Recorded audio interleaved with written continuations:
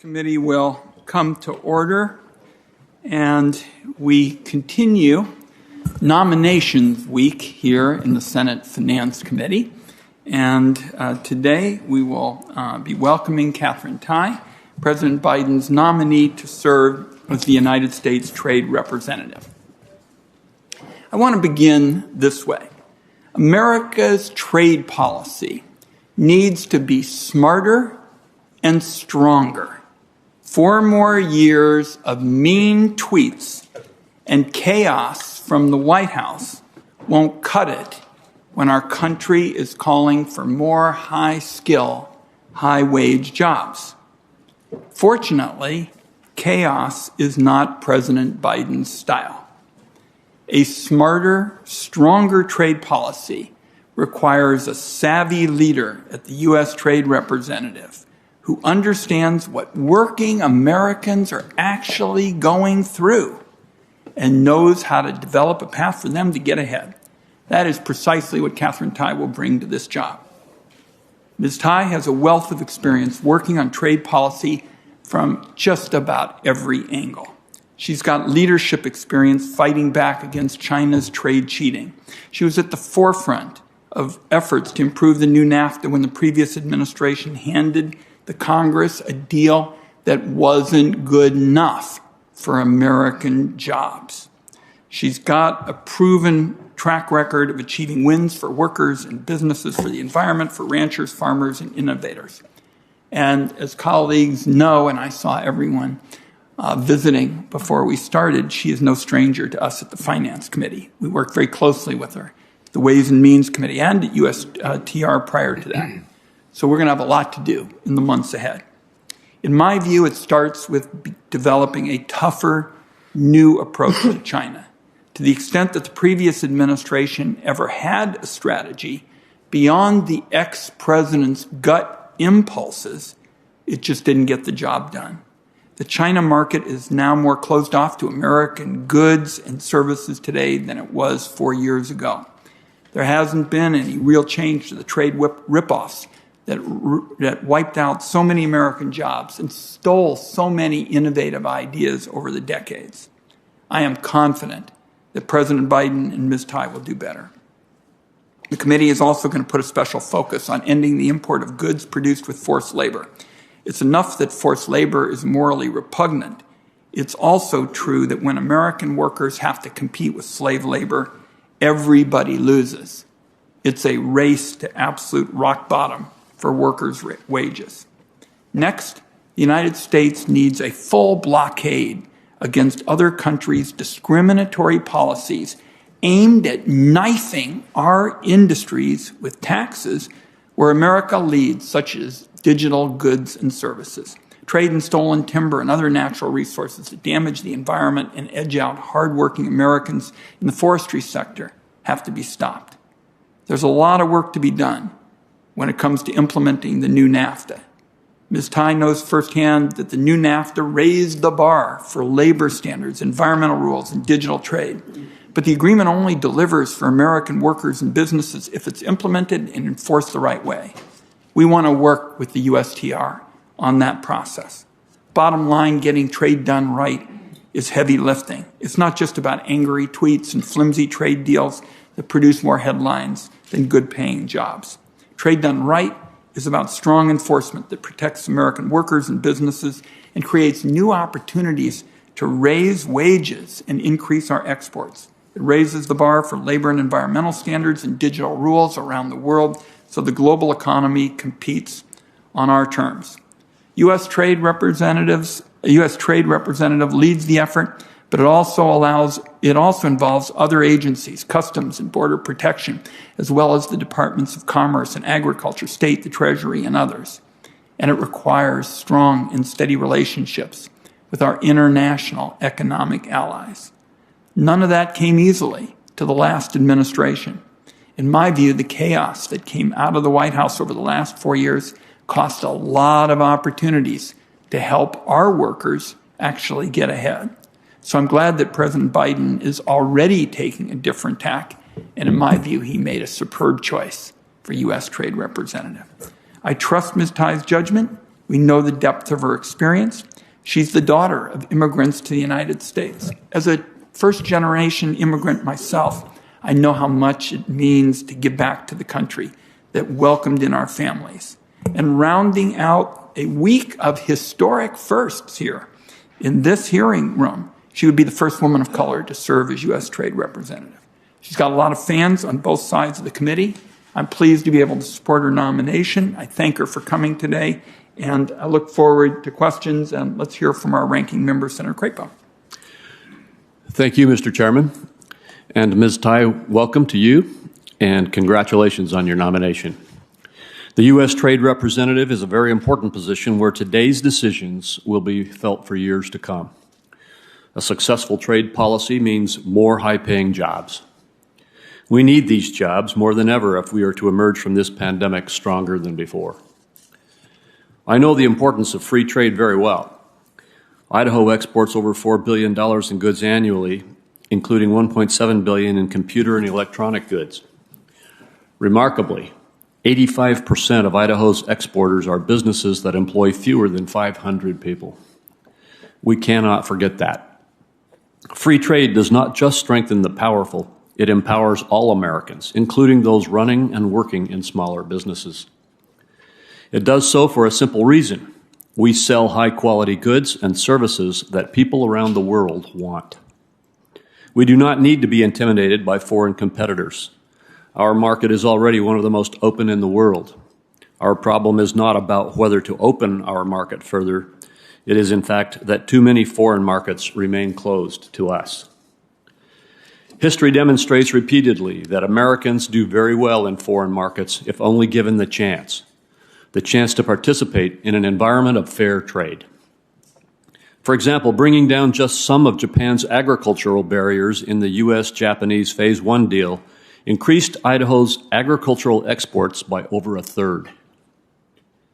The importance of fair trade and the price of it being denied is also well understood by the people of Idaho.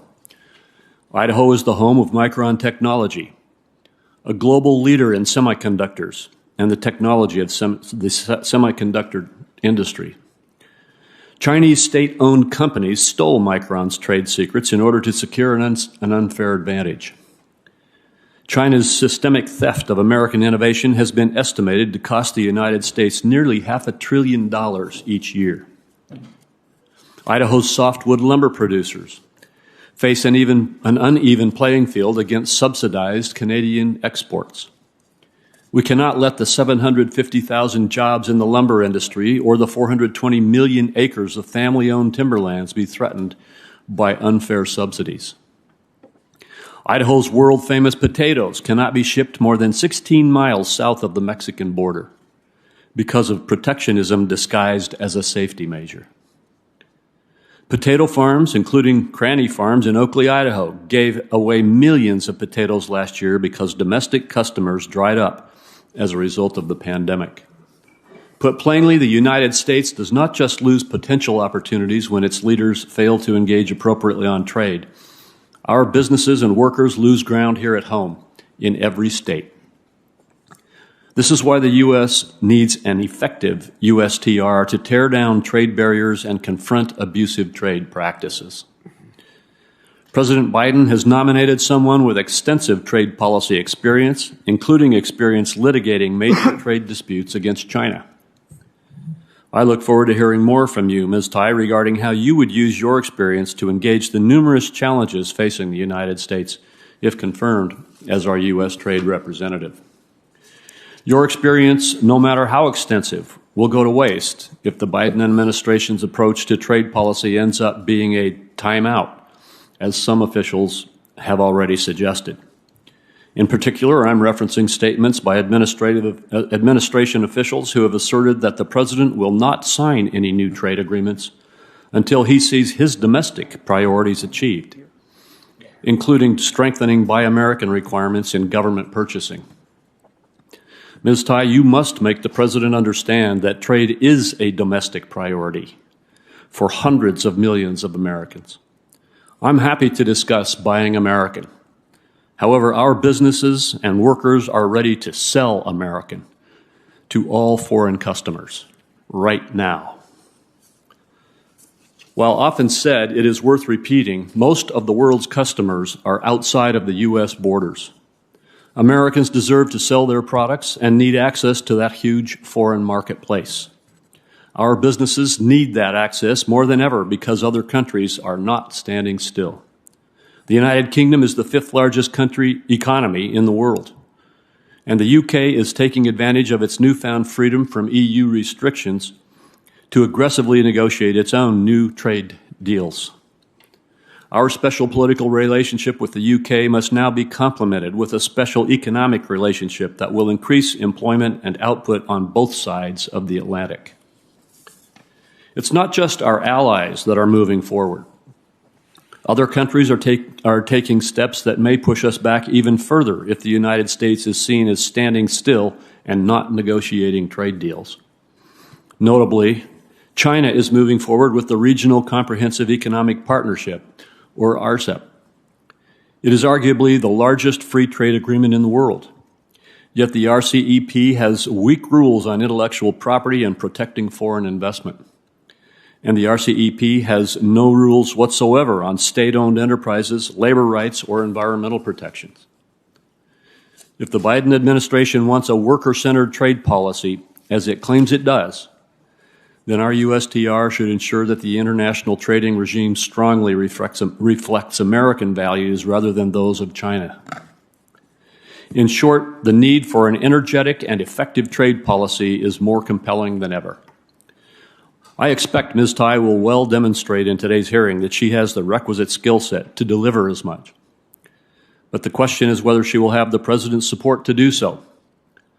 I hope for America's sake that she will. Mr. Chairman, thank you for holding this hearing today, and I look forward to hearing from you, Ms. Tai. I thank my colleague, and we have some guests from the House, distinguished guests, Chairman Richie Neal and his ranking member, Kevin Brady. Let's allow them to make an introduction. Chairman Neal. Thank you, Chairman Wyden and Ranking Member Crapo and members of the committee. It's certainly an honor and delight to be here with my friend, the ranking member of the committee, Mr. Brady. It's not every day that one has the opportunity in these institutions to introduce a key member of your staff at their confirmation hearing for the top job in their field, or as we frequently refer to the Ways and Means Committee, as family. In nominating Katherine Tai to be the United States Trade Representative, President Biden selected a knowledgeable, tenacious trade expert that will use her perch to better the lives of the American people. As noted, first woman of color and the first Asian American, her nomination is indeed historic. But what is still to come will be how we define the history of this moment, and we will ultimately, I know, remember Katherine for the great work that she will do. I was struck by her own reflection of the work that has guided us through trade questions during these past years, but always guided by the promise of extending the same hope and opportunity that this country extended to her and her family many years ago.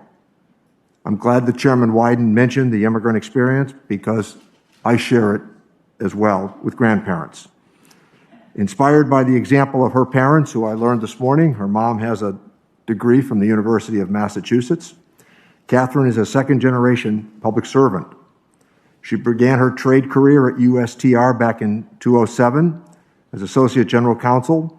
Later, she served as Chief Counsel for China Trade Enforcement, where she represented our interests before the World Trade Organization. It was from there that the Ways and Means Committee had the good fortune of having Katherine join our team.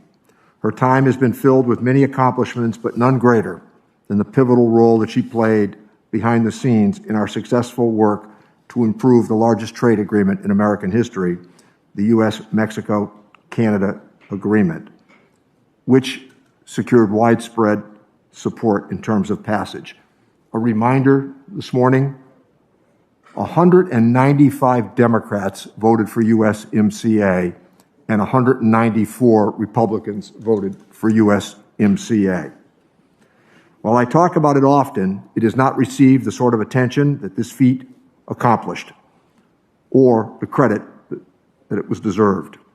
Katherine was very much a part of crafting the agreement that drew support far and wide across the political spectrum and even more importantly, in our caucus.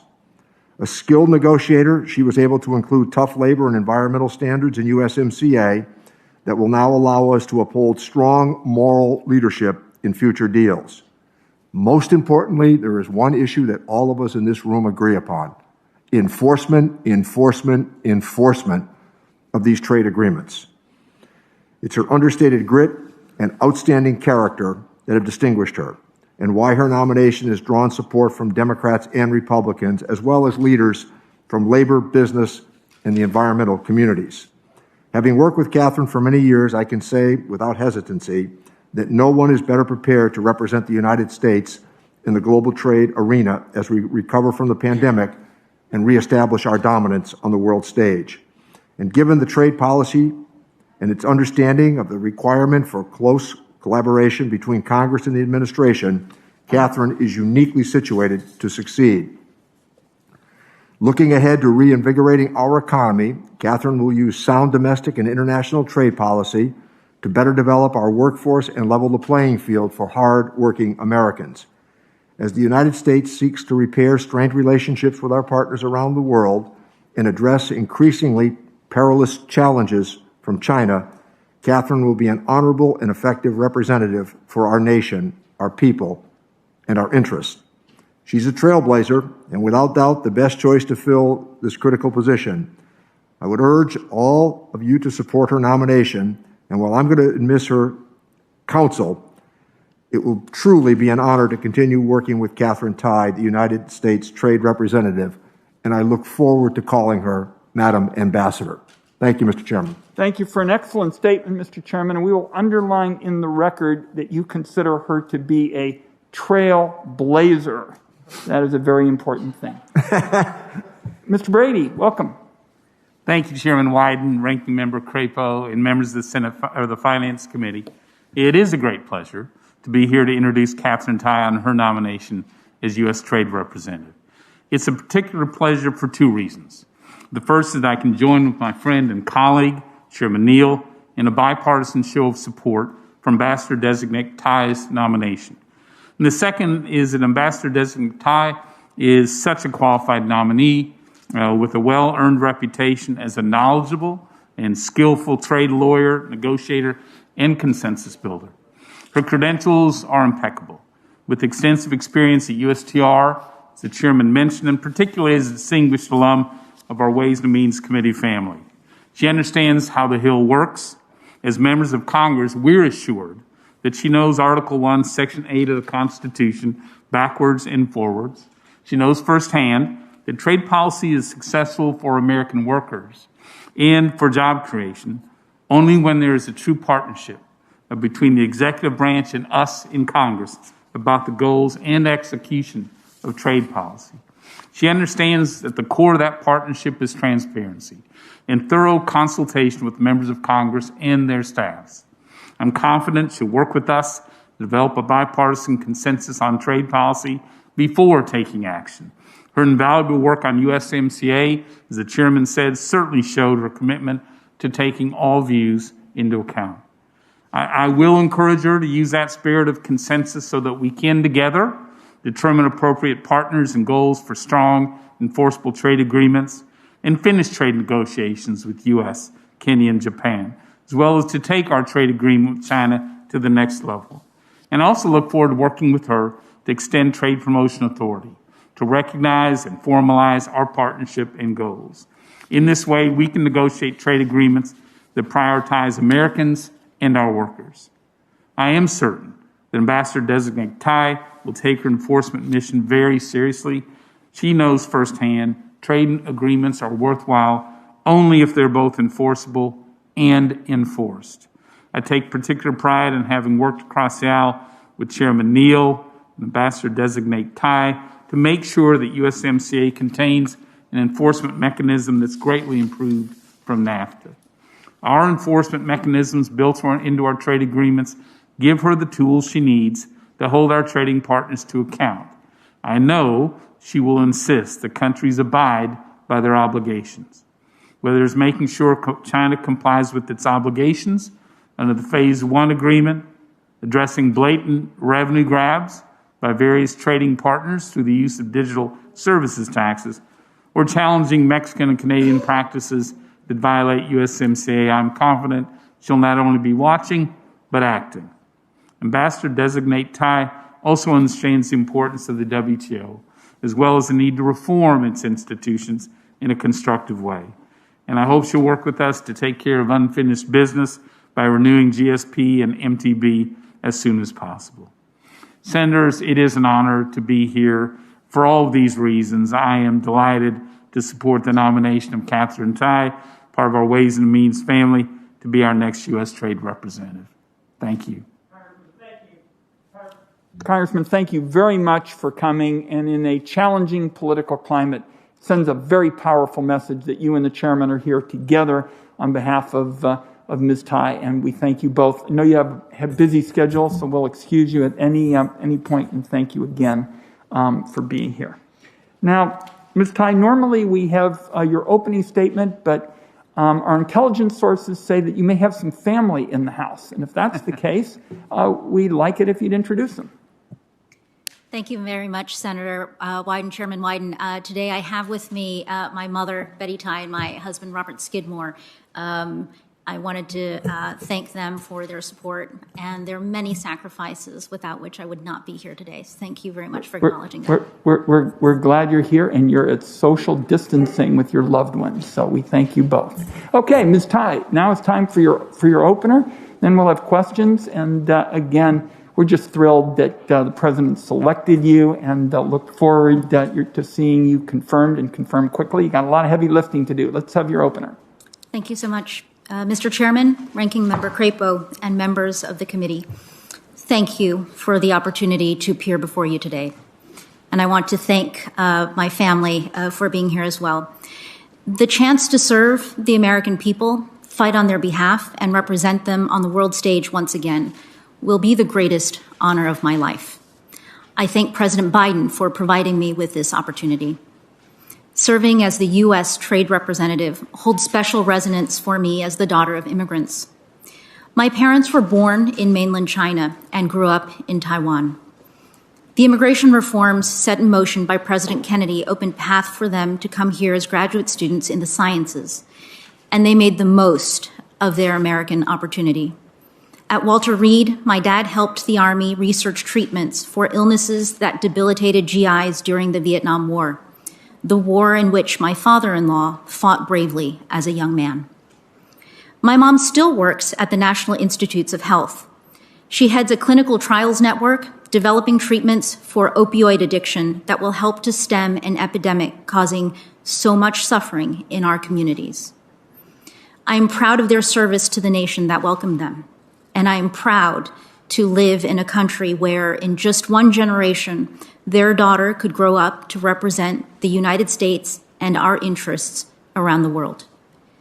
That sense of pride and patriotism will ground me every day if I have the honor to be confirmed as United States Trade Representative. I know that the challenges ahead are significant. Our first task will be to help American communities emerge from the pandemic and economic crisis. USTR has an important role to play in that effort. Working with Congress, the entire Biden-Harris administration, and other countries and trusted partners, USTR will help to build out strong supply chains that will get our economy back on track. In the longer term, we must pursue trade policies that advance the interests of all Americans. Policies that recognize that people are workers and wage earners, not just consumers. Policies that promote broad, equitable growth here at home. Policies that support American innovation and enhance our competitive edge. That's why I will make it a priority to implement and enforce the renewed terms of our trade relationship with Canada and Mexico. Too often in the past, Congress and the administration came together to finalize and pass a trade agreement. But then other urgent matters arose, and we all moved on. The United States-Mexico-Canada agreement is a uniquely bipartisan accomplishment that must break that trend. It represents an important step in reforming our approach to trade. We must all continue to prioritize its implementation and success.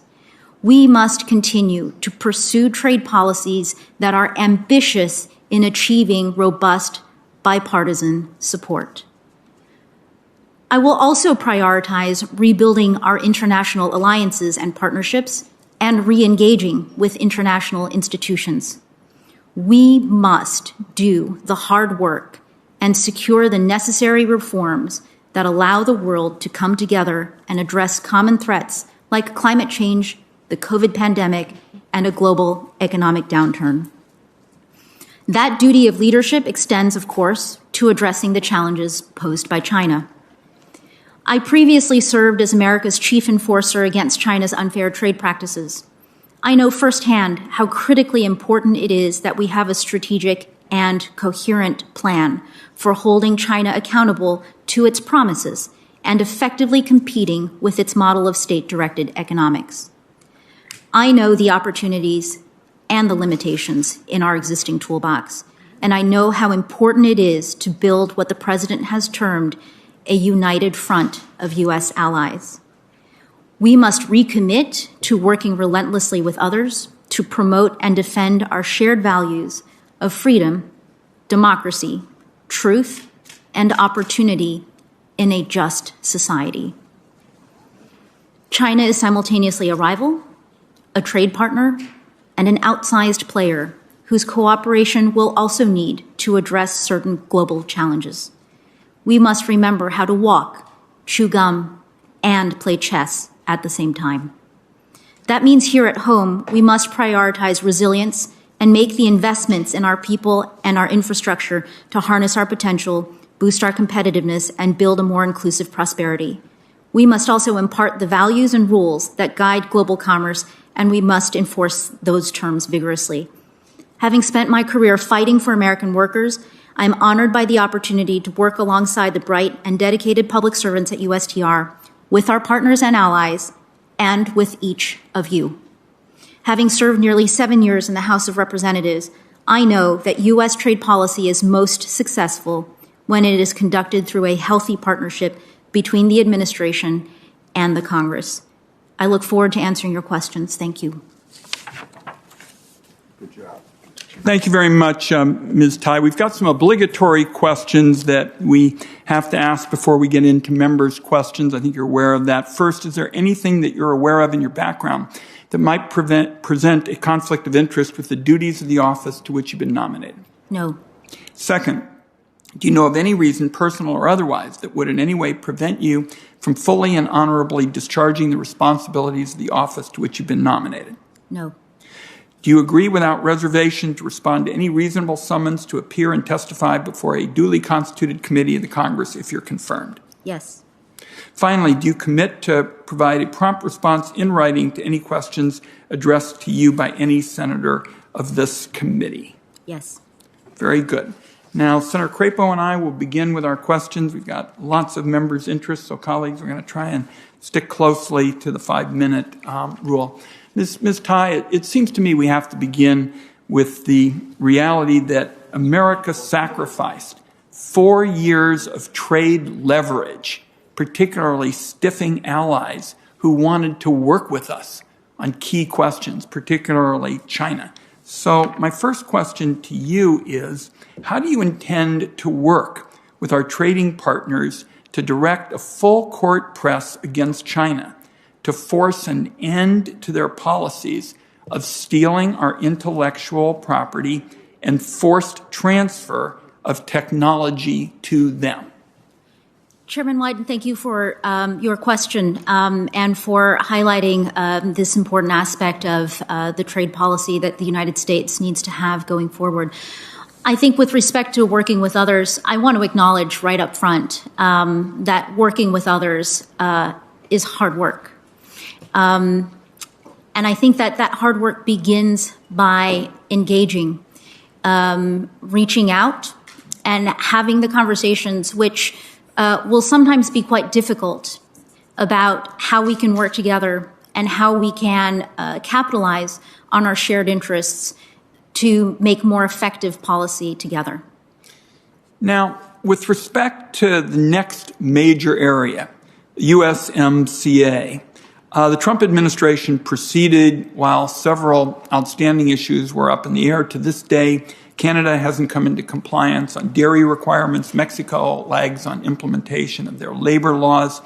We wrote this law so that it would have real teeth. And I'm very pleased that we were able to get a brand new Brown-Wyden rapid response mechanism to address labor violations in Mexico and ensure that we would have the strongest labor standards ever in a U.S. trade agreement. Could you just kind of give us your top priorities going forward now when you hit the ground? We're going to get you confirmed. I'm convinced of it.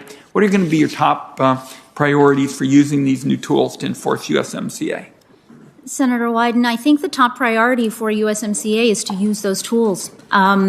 The renegotiation of the NAFTA, I believe that all of you have been through that effort.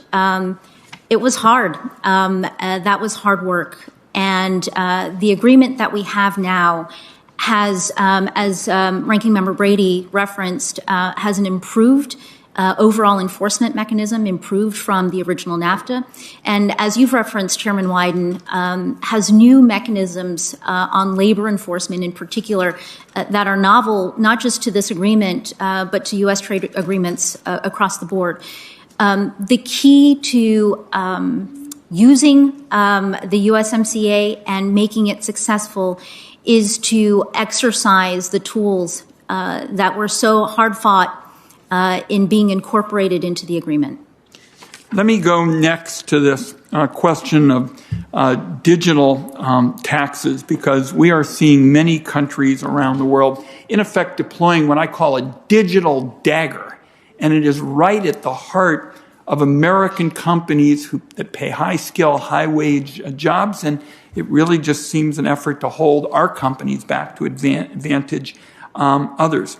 What tools and forums can you use at USTR to beat back this kind of digital protectionism wave that can do so much damage to our sector that really leads in these areas, and that's why countries are targeting them? Chairman Wyden, I'm aware of the development and proliferation of digital services tax efforts by different countries around the world. I want to acknowledge that if confirmed, this will be an area that will require close coordination, not just between the administration and Congress, but the different parts of the administration, in particular USTR and the Treasury Department. I know that the Biden administration is committed to cooperative multilateral efforts at the OECD and the G20. And if confirmed, I will look forward to working with colleagues in the administration and with the senators on this committee, the members of the Ways and Means Committee and Congress overall to address the issue. Let me close on the issue of tariffs. Under Section 232, the previous administration imposed tariffs on steel and aluminum imports that they said threatened to impair national security. The tariffs are still in place for most countries, including many of America's allies, and as a result, a number of our trading partners have imposed retaliatory tariffs on our exports. Recognizing that the Commerce Department administers this rather than USTR, you're also going to play an important role in tariff policy because it's part of the trade toolbox. In your view, what role should these tariffs play in a worker-focused trade policy? Well, Senator Wyden, the tariffs, I want to acknowledge that you're absolutely right. The 232 program is within the authority of the Commerce Department. But if confirmed, I would hope very much to work closely as USTR with the Commerce Department and other parts of the administration on the landscape that we have before us. I also want to say that with respect to tariffs, that tariffs are a legitimate tool in the trade toolbox. It is because of tariffs that the Senate Finance Committee and the Ways and Means Committee have original jurisdiction over trade. And tariffs are a very important part of our fair trade remedies toolbox. Having said that, I think that with respect to the 232 tariffs on steel and aluminum that you mentioned, we have to acknowledge that we have overall a very significant global marketplace problem in the steel and aluminum markets that are driven primarily by China's overcapacity that it's built in production of these materials. But it's not just a China problem. And what we are going to need in a worker-centered trade policy is an effective solution that looks at a whole slew of policy tools to address that larger problem. Thank you. I'm over my time. Senator Crapo. Thank you, Mr. Chairman, and again, welcome, Ms. Tai. I want to follow up a little bit on some of the USMCA types of questions that Chairman Wyden already started addressing with you. With regard to its commitments under the USMCA, Mexico is taking a number of steps in the wrong direction. In agriculture, Mexico is maintaining or enacting new restrictions on the U.S. that lack any scientific justification, including potatoes, as I've already mentioned, biotech crops, and others. In the energy industry, Mexico appears to be discriminating against U.S. businesses to favor its state-owned oil and gas giant, Pemex. If confirmed, how would you employ the tools available under the USMCA, including dispute settlement, to resolve such issues if we don't see progress on them in the next few months? Thank you very much, Ranking Member Crapo, for that question. I'm aware of some of the ongoing concerns with Mexico's implementation of the USMCA in these areas and in others. I think to echo my earlier comments, we have a full set of tools, a lot of them new in the USMCA, for engaging with Mexico and with Canada, for that matter, to address ongoing irritants and ongoing frictions. Again, if confirmed, I look forward to engaging with the stakeholders, with the really expert staff at USTR, and with all of you to beginning our engagement with the Mexican government on how to resolve our problems. Well, thank you. I appreciate your focus on dispute resolution. The fixes and improvements that we made in the USMCA, I believe, were badly needed. I just want to focus again one more on that, this time with regard to Canada. An issue that's very important to us in the Pacific Northwest is softwood lumber. I'm deeply concerned about the impact of subsidized and dumped Canadian lumber imports on American businesses and jobs, and this is an issue, as you know, which we've been dealing with for years and years. And we've had tons of litigation. We're engaged in litigation now. Can you commit to me that, if confirmed, you'll aggressively defend our trade remedy measures on Canadian lumber, including by allocating whatever resources are necessary to mount a successful defense in the litigation that is now underway? Ranking Member Crapo, if confirmed, I commit to you to work closely with you and the senators and members for whom the lumber industry is very important on, as you noted, our longstanding issues in this area with Canada, and I hope to have that opportunity to do that. Thank you. I appreciate that. America's innovative industries are second to none. From creative content to digital commerce to pharmaceutical research, America's innovators are what are getting us through the pandemic and what will get us out of it. We need to preserve our leadership in this field, and the April release of the USTR Special 301 report is intended to assess whether U.S. trading partners provide effective intellectual property protection. Do you agree that the focus of the Special 301 report should be to directly call out countries and practices that injure Americans' interests, rather than to simply abstractly address what IP measures benefit the interests of our trading partners? Senator Crapo, your question about Special 301 is an excellent one. I think sitting here before you today, my answer would be that I believe that Special 301 should be considered one of the tools in the IP enforcement and monitoring toolbox, and that its use should be focused on effectiveness and making it as effective as possible in promoting the interests and resolving the problems for America's innovators. Well, thank you. And as my question implies, I'm very concerned about getting a much stronger focus on IP protection in our U.S. trade negotiations and activities.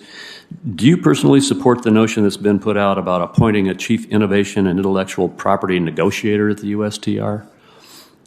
So, Senator Crapo, I know we've talked about this before. Yes. The position has been created in law. I believe it was in 2015. And the position has actually not been filled before. I know that there are senators who are in this very room right now who were critical in the creation of that position. What I commit to you today is to be in consultation with all of you on what you intended for that position and to address how we can accomplish the goals that we share. Well, thank you. And my time has run out. I was going to also ask a question on digital services, but Senator Wyden covered that. I just want to indicate to you that I strongly support the concerns that Senator Wyden raised with you as well. We'll work together on that. Senator Stabenow. Thank you, Mr. Chairman and Ranking Member. In this time, congratulations. Extremely pleased to see President Biden put forward your name for this very, very important position. Appreciate the opportunity to talk with you as well about specific issues for Michigan. We make things and grow things in Michigan, and we need markets, but we also need a level playing field. And your work on trade enforcement and creating that level playing field is very important. I'm always telling folks in Michigan we want to export our products, not our jobs, and so I think that's really our goal. The pandemic has wreaked havoc on families, the economy, in so many different ways. But I want to touch one specific one today that's really right in front of us in Michigan and across the country, and that's the vulnerability of our global supply chains. Right now, for example, our manufacturers of automobiles, home appliances, other products are being forced to shut down a line or a plant temporarily because of a single company in Taiwan, which has reduced its shipments of semiconductor chips to our manufacturers. It's only a slight change, but we've seen profound losses, billions of dollars in losses in key U.S. manufacturers because of that decision. So I've raised this with multiple people within the Biden administration. I've met with the ambassador for Taiwan. Appreciate her attention to this. I know people are focused on this now, and I very much appreciate and commend President Biden's executive order to conduct a thorough supply chain review. This is incredibly important. In fact, we need these chips being made in the United States. And that certainly is something that we all need to be working on. If confirmed, how do you view the role of the USTR in addressing these really important supply chain issues? Senator Stabenow, if confirmed, I will really look forward to being at USTR to bring USTR's talents and insights to bear on the interagency process and the coordination and collaboration within the Biden-Harris administration to review and craft a strategy on supply chains and supply chain resilience. Thank you. Let me turn now to workers in this process. As you know, the Trade Adjustment Assistance for Workers program expires June 30th of this year, and it's really important that this be reauthorized. I know the chairman agrees as well. I plan to reintroduce my TAA bill that permanently extends the TAA for Workers program. It expands eligibility, ensures petitions are certified quickly, provides states with more outreach tools, and expands training opportunities. So do you support the reauthorization of the Trade Adjustment Assistance Program? Do you support the kinds of reforms that I've just mentioned? And I wondered any other thoughts that you had on having a better TAA process for workers.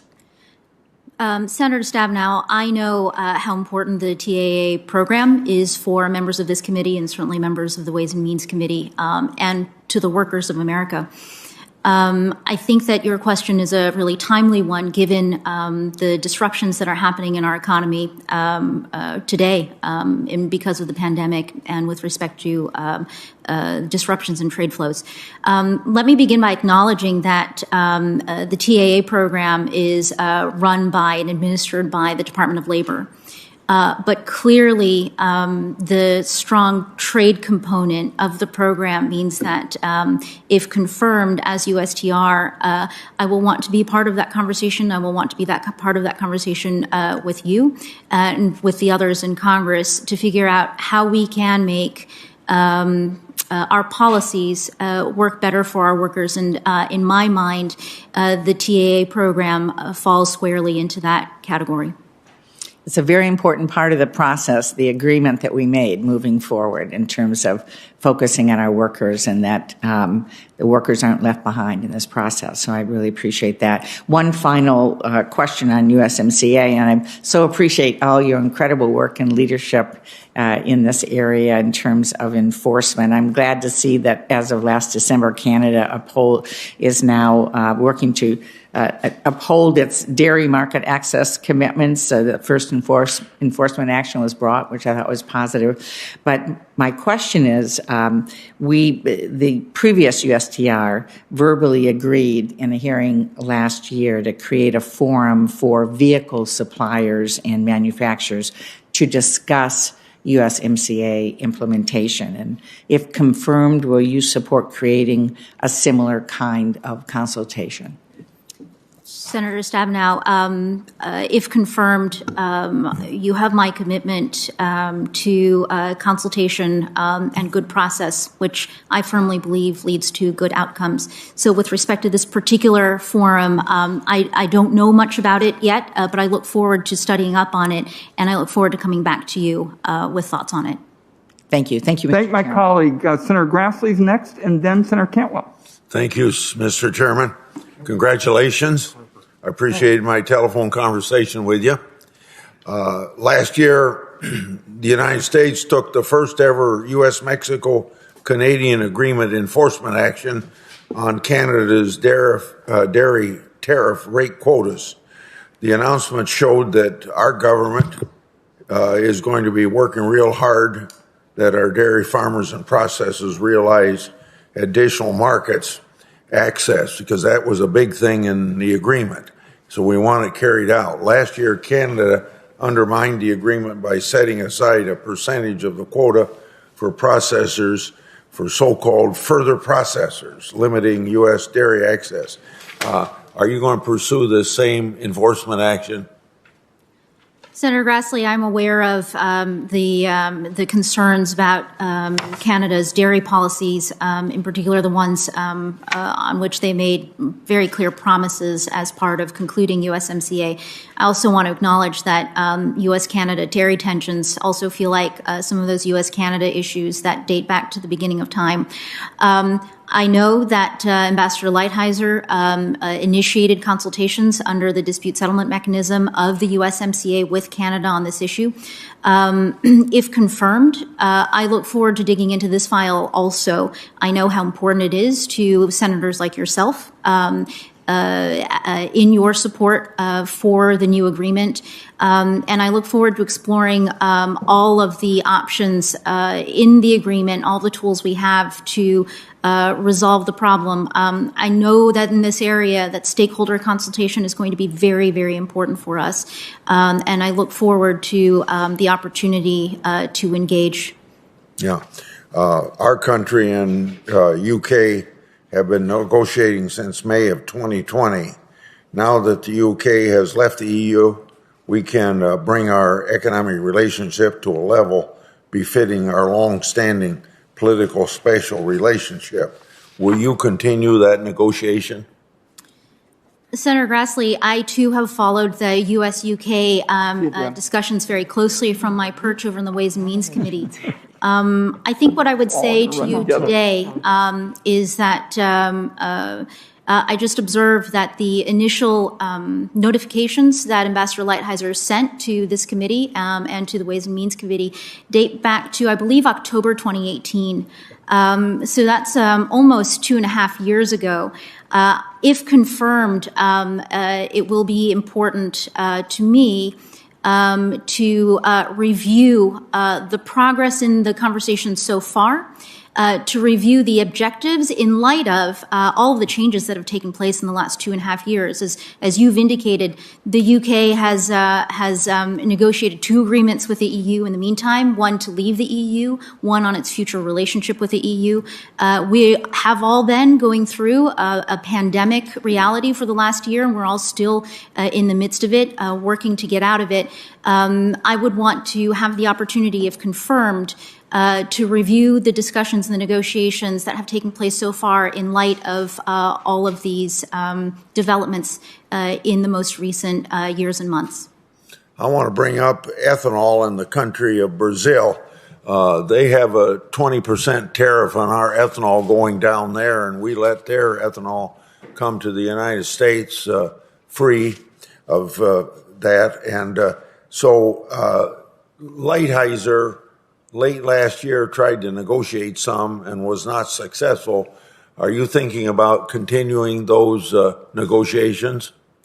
Senator Grassley, I know that you are a leading voice on the issue of ethanol trade. I commit to you that if confirmed, it would be my honor to come back to you to talk through this particular issue and trade irritant.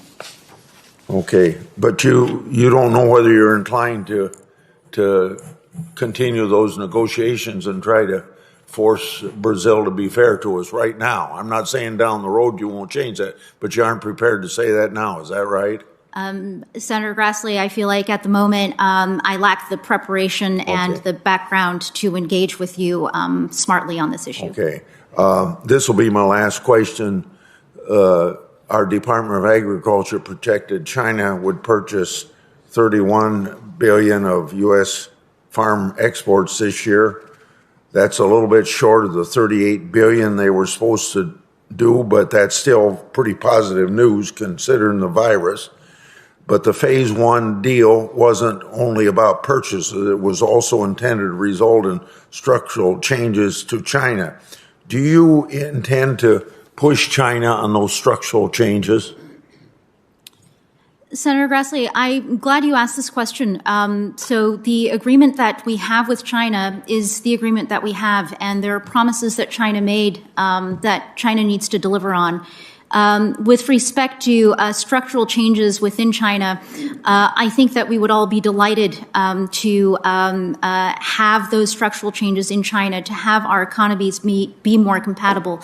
I think it is absolutely worth exploring with China, but I also want to note that those are conversations and those are roads that have been well worn by U.S. trade representatives before me. And so on this issue of the U.S.-China trade relationship, I would like to say that we need to be exploring all of our options. I thank my colleague. We've got so many members here. Senator Cantwell very graciously said that Senator Carper could go next because he's got a meeting as time sensitive. Thanks, Mr. Chairman, and my thanks to Senator Cantwell. Welcome. She's not here today, but I want to shout out to Lucy Chow, who is now my new legislative director, succeeding Jan Vielkelman, who's over your right shoulder. Lucy came to me right after the election. She said, Katherine Tai would be terrific. I called Richie Neal, and he said she would be terrific. Don't steal her. And they did. The administration stole her, but you got a good guy sitting over your right shoulder there, and Jan Buchelman. So you also have sitting behind you your mom and your husband. I just want to say to your mom, thanks for raising this gal and share your willingness to share with all of us, and to our husband. Thank you so much for your willingness to share your wife. We've been blessed with 2 terrific trade reps in the last 8, 12 years, Michael Froman and more recently Robert Lighthizer. And so you follow some really good, exceptional people. I just want to, those two guys didn't agree on one thing, TPP. They didn't sharply disagree. Take 30 seconds. Just give us some idea. Is it a fool's errand to ever think we could sort of reopen and get back into a deal like that has 40% of the world trade, 12 nations were one of them. We're on the inside, China's on the outside, and the last administration pulled us out, I think, very foolishly. Any chance we could get back into there? Just take 30 seconds. Senator Carper, are you really only going to give me 30 seconds? Yeah, please. Okay. Look, I think... And you can answer longer for the record, but just very, very briefly. All right. Let me try to be as brief as I can on this because I think it's an important question. I know it's a question that a lot of people, a lot of senators and House members are asking themselves. I think that the formula for TPP, which is for the United States to engage robustly with countries and economies with which it has a lot of shared interests, economic interests, and also strategic interests, in particular with respect to those interests in Asia and with respect to the challenges coming from China. That is a solid equation, if you will. But I also want to acknowledge that sitting before you here today in 2021, that the world is very different in important ways from the way the world was in 2015 and 2016. And so if confirmed, what I would like to do is to work with the administration, work with you and your colleagues in the Senate and in the House. You can stop right there. It's a deal. Thank you. Let me turn the page. As chair, I have the privilege of serving as chair of the Committee on Environment and Public Works. And we have a particular interest, as you may recall, in environmental trade policy. As a lead congressional negotiator for the new NAFTA, you and your team were instrumental in securing the strongest ever environmental standards and a free trade agreement. Thank you for that. Kudos.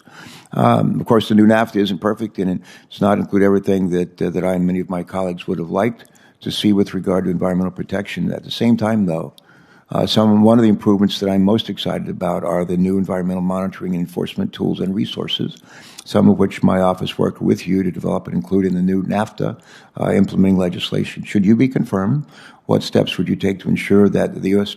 Trade Rep is making full use of these tools so that those who break the rules are actually held accountable? Just a brief comment. Senator Carper, to maximally use the tools that have been built into the USMCA will require USTR to work closely with partner agencies, whether it's the EPA, the Department of Commerce, NOAA, USDA, and others, CBP, on an enforcement strategy. I believe that the agency institutions required have started to be built up. And if confirmed, I would be keen to continue to make sure that those tools and those entities are made as useful as possible. Thank you. Thank you, Mr. Hyde. I want to take a minute and link trade policy and the environment and climate change, if I could. While labor standards have been a traditional area of focus for our trade policies, robust environmental standards, as you know, have been a more recent area of focus. It's a great area of focus for this administration. I've long been interested in ensuring parity between labor and environmental standards in our trade policies. After all, safeguarding our environment and addressing climate change require a global response, as you know. That's why I support policies such as adding environmental standards to the Generalized System of Preferences program, and which promotes, as you know, economic development in developing nations. Question, can you discuss with us briefly how you would approach reviewing other aspects of the trade policies that would benefit from being more closely linked to the environment and climate change going forward? Senator Carper, I will try to keep my response short, which is I believe that trade policy has a lot to contribute to the climate effort. Trade policy is about working with other countries. Sometimes it's cooperative, sometimes it's more contentious, but climate is a collective challenge that's going to require a collective solution, and trade policy, I believe, will be able to contribute to that. I also want to note that the rest of the world is coming up with its own climate solutions, and that means that as other countries and economies begin to regulate in this area, climate and trade policies become a part of our competitive policy landscape, and that is another area where I believe that trade can contribute. Good. I Mr. think- Chairman, thanks for the time. I would just say it in closing. We have a great opportunity to lead on climate change. It's a great opportunity to You lead. indeed. and She's you're a big the- part you're of the- that. You're the leader. Thank you. Our Thank you. next three will be Senator Cornyn, Senator Cantwell, and Senator Menendez. Senator Cornyn. Ms. Ty, congratulations on your nomination. Let me just start where Senator Carper, the point he raised about TPP. The one thing we have that China does not have is friends and allies. And I think we improve our negotiating position on economic and national security matters by allying with our friends. And so I would certainly encourage you and the administration to look at re-entering that. I thought that was a good idea by the Obama administration. I regret that the Trump administration decided only bilateral trade agreements made sense and not multilateral agreements, especially under these unique circumstances. And I would also suggest that we look at India as a potential addition to the TPP. We've grown much closer to India, of course, the world's largest democracy, one that believes in the rule of law, as we do, and a great counterweight as well. We have entered into what's known as the Quad when it comes to national security cooperation with India, and I think it would be appropriate to include India in those discussions as well. I guess that's not so much a question as is a statement. Let me also echo some of the concerns raised by Senator Stabenow when it comes to semiconductors. As we had a great visit with the president yesterday on supply chain vulnerability, and there's probably no greater current example of that vulnerability than the automobile manufacturing industry in this country. Doesn't have the semiconductors necessary to be able to build the cars that it could sell if they could just get the semiconductors to build them with.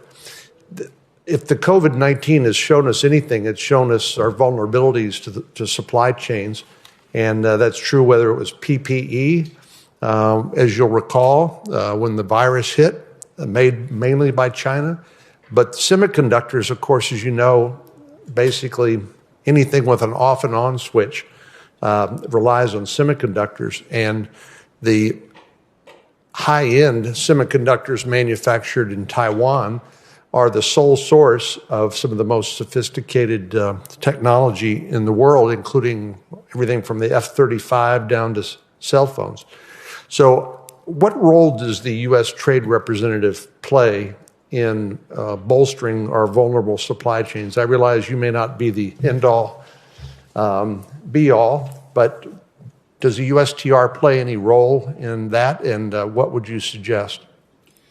Senator Cornyn, I know what a leader you are on the issue of semiconductor supply chains, and I know that a lot of the most innovative thinking on this in the Congress is coming from members of this committee, bipartisan.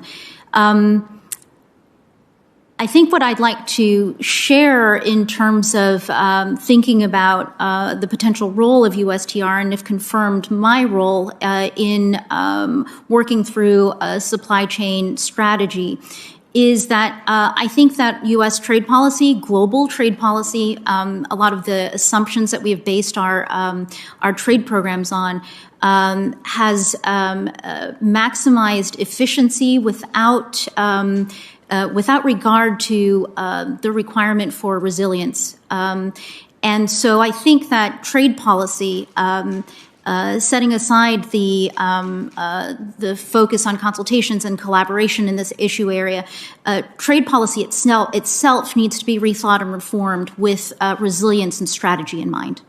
Well, I appreciate your comments. I think Congress also needs to reform our practices when it comes to strategic investments.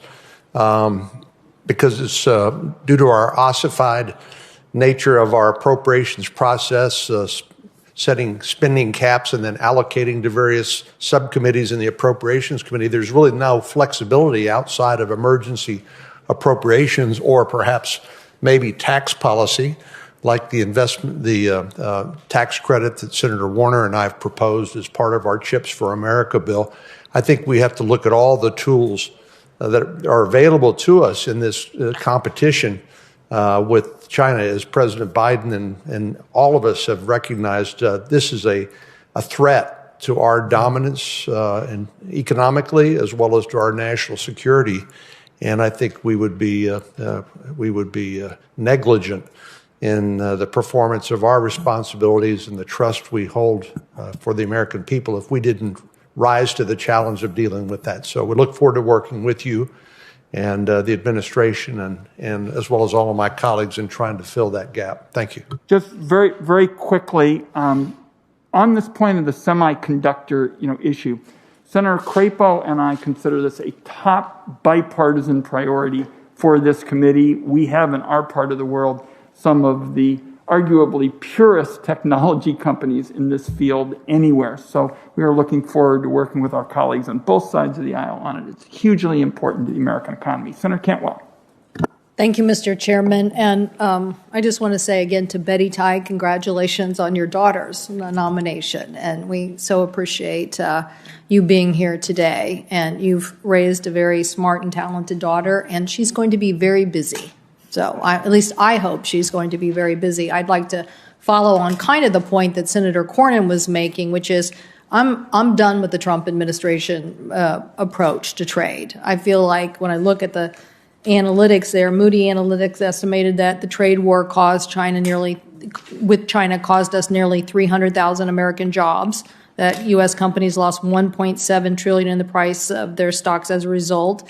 J.P. Morgan estimates the trade war cost American households between $600 and $1,000 per year. So I'm hoping that you and the Biden administration are going to embrace a new trade regime. And while I mentioned to you, I'm all for enforcement, I'm all for capacity building. I've spent many, many hours of my time getting those into aspects of the USMCA and other agreements. We cannot just be about those aspects. We have to be for opening up new markets. And I hope that you will take that back to the Biden team and answer some questions today about what we can do to opening up those markets. So particularly, my colleague just mentioned India. What can we do to open up the Indian market to U.S. apples and reduce the horrific tariffs that are on those apples, particularly with the Trump administration terminating the GSP program? And so it is basically, when would the Biden administration restore India's GSP status and help us with apple exports? Senator Cantwell, it's great to see you today. I really enjoyed our conversation earlier, and I've taken away from it your interest in apples and aircraft, and for the U.S. to be at the top rung of the ladder, which in my interpretation means your interest in the U.S. leading on trade around the world. On your question on GSP in India, let me just say that if confirmed, this is very high on my radar, coming from the Hill, as I will be, to USTR. And I don't have a good answer for you right now for lack of having good briefing just by virtue of being on the outside, but it's something that I look forward to engaging with you on robustly. When China joined the WTO in 2001, it agreed to a tariff rate on wheat, so it committed to imports of up to 9.64 million metric tons of wheat. And as a result, they definitely haven't made that. And there are other markets in Southeast Asia, like Vietnam, Indonesia, that also offer great potential. So what will the Biden administration do to help us increase wheat exports in Asia overall?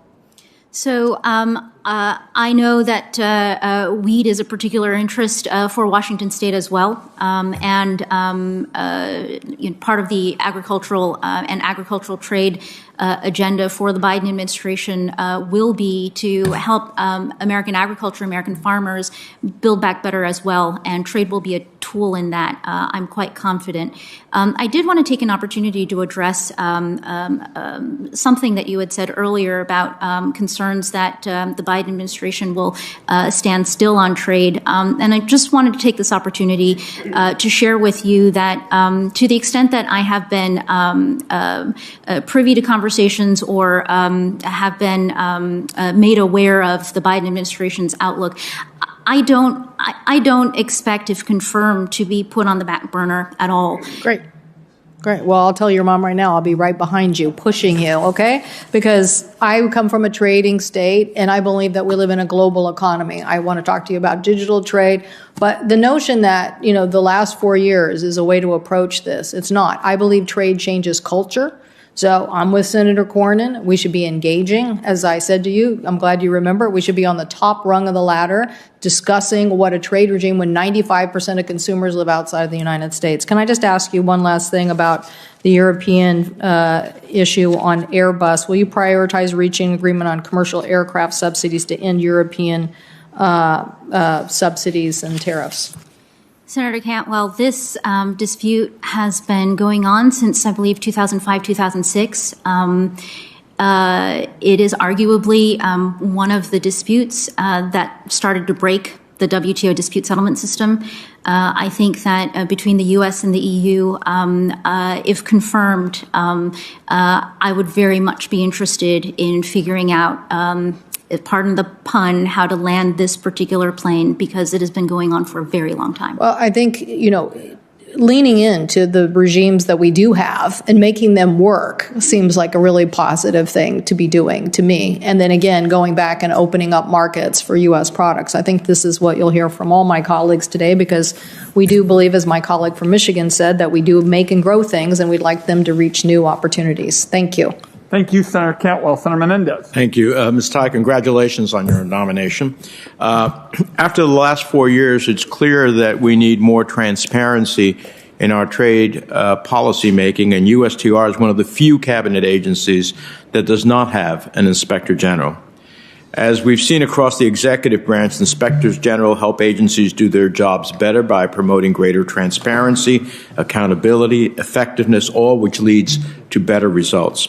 Last year, I led all the Finance Committee Democrats in introducing legislation to establish an Inspector General for USTR so we can use this proven effective tool to help us make better trade policy in the years ahead.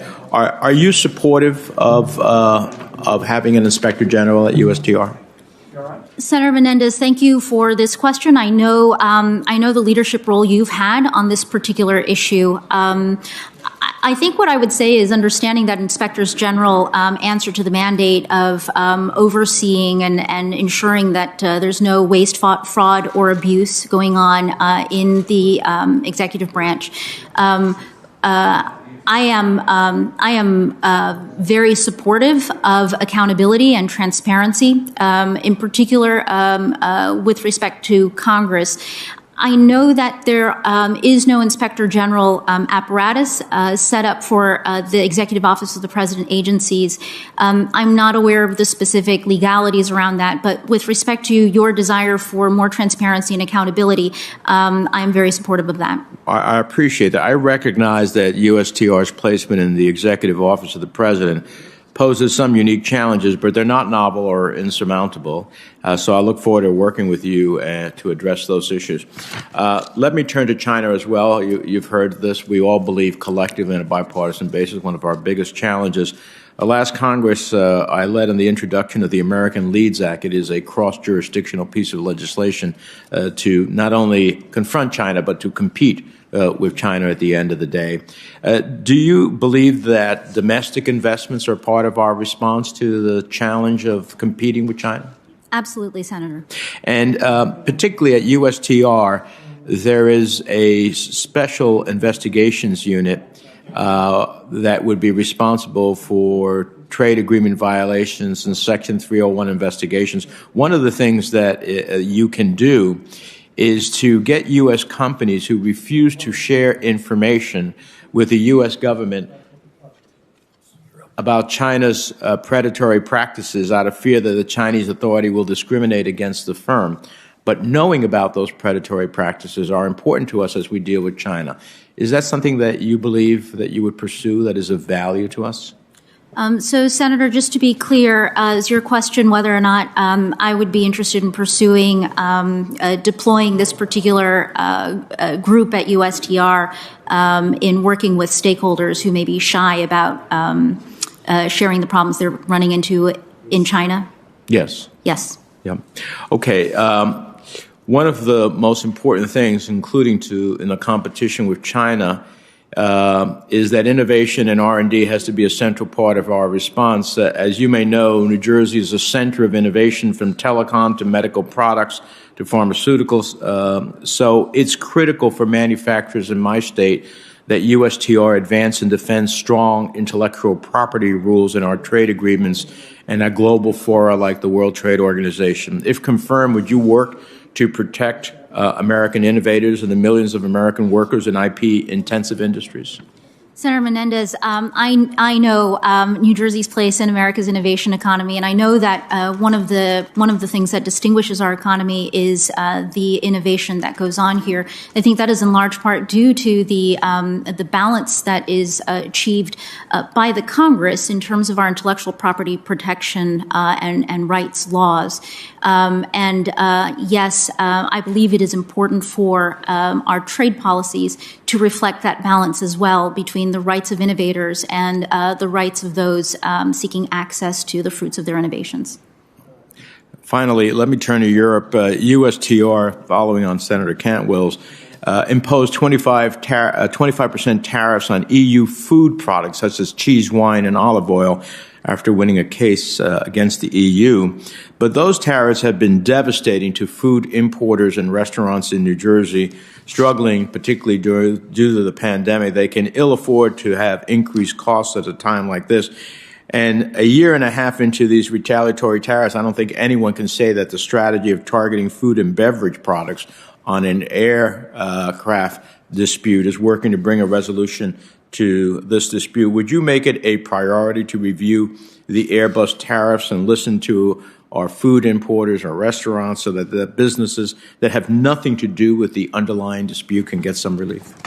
Senator Menendez, I know the disruption and the pain that these particular tariffs are imposing on the affected stakeholders. I also want to acknowledge that this is part and parcel of the longstanding aircraft dispute between the U.S. and EU, and in some ways, this is the way the WTO system is supposed to work. You inflict pain on each other's stakeholders to try to motivate each other to come to a resolution. So I think my answer to you will essentially be a version of my answer to Senator Cantwell, which is I think at the core of this, whether the tariff piece or the overall dispute is the need for the U.S. and EU to come together to figure out an answer. I'd like to find ways to create challenges for them, but not for us in doing so. Cheese doesn't fly. I thank my colleague. We're going to just keep going, and Senator Portman and then Senator Thune. Thank you, Mr. Chairman. And Ms. Tai, as you know from our meeting last month, I'm delighted that you've been nominated. And I'd like to start by thanking Dr. Tai, though, behind you, for her work on finding alternative ways to treat opioid addiction. Incredibly important issue. On trade, as you know from your time at USTR, it's a very special place. It's full of career experts on trade, almost all of whom could make a lot more money in the private sector. They're committed, they're passionate, and I enjoy it. I know you're going to thrive there, largely because of commitments that I made when I was before the Senate Finance Committee 16 years ago. I conducted what was called the top to bottom review of China. We issued an extensive report. We also established a prosecutor. I said, we need a prosecutor just for China, who became sort of the chief counsel for China. You later had that job. Let me ask you if you would make a commitment today to update that top to bottom review. Everybody in this panel has talked about China. I mean, I think it's clearly the most important single trade issue we face. Would you commit today to updating that and providing it to the committee? Senator Portman, I think that the Biden administration itself is committed to a holistic review on China and a U.S.-China strategy. if confirmed at USTR, I think that's an excellent idea. And yes, absolutely, I would want to make sure that that review happens at USTR as well. Great. Well, I'm sorry to surprise you with that, but I just was thinking about it as we heard all the questions, and I think it is timely. A lot has changed in those 16 years. Mostly changed in the way that China's become even more competitive, used even more subsidies, and under the current regime has decided that state-owned enterprises and heavy subsidies are going to be the norm rather than the exception. And this goes to semiconductors. And there's been a lot of discussion today on semiconductors. I appreciate what the chairman said, ranking member, Senator Stabenow, Senator Cornyn, and others. I mean, this is an urgent issue. We're looking at serious impacts on our economy because of the supply chain issues. Here's what China's doing on semiconductors. They're heavily subsidizing it.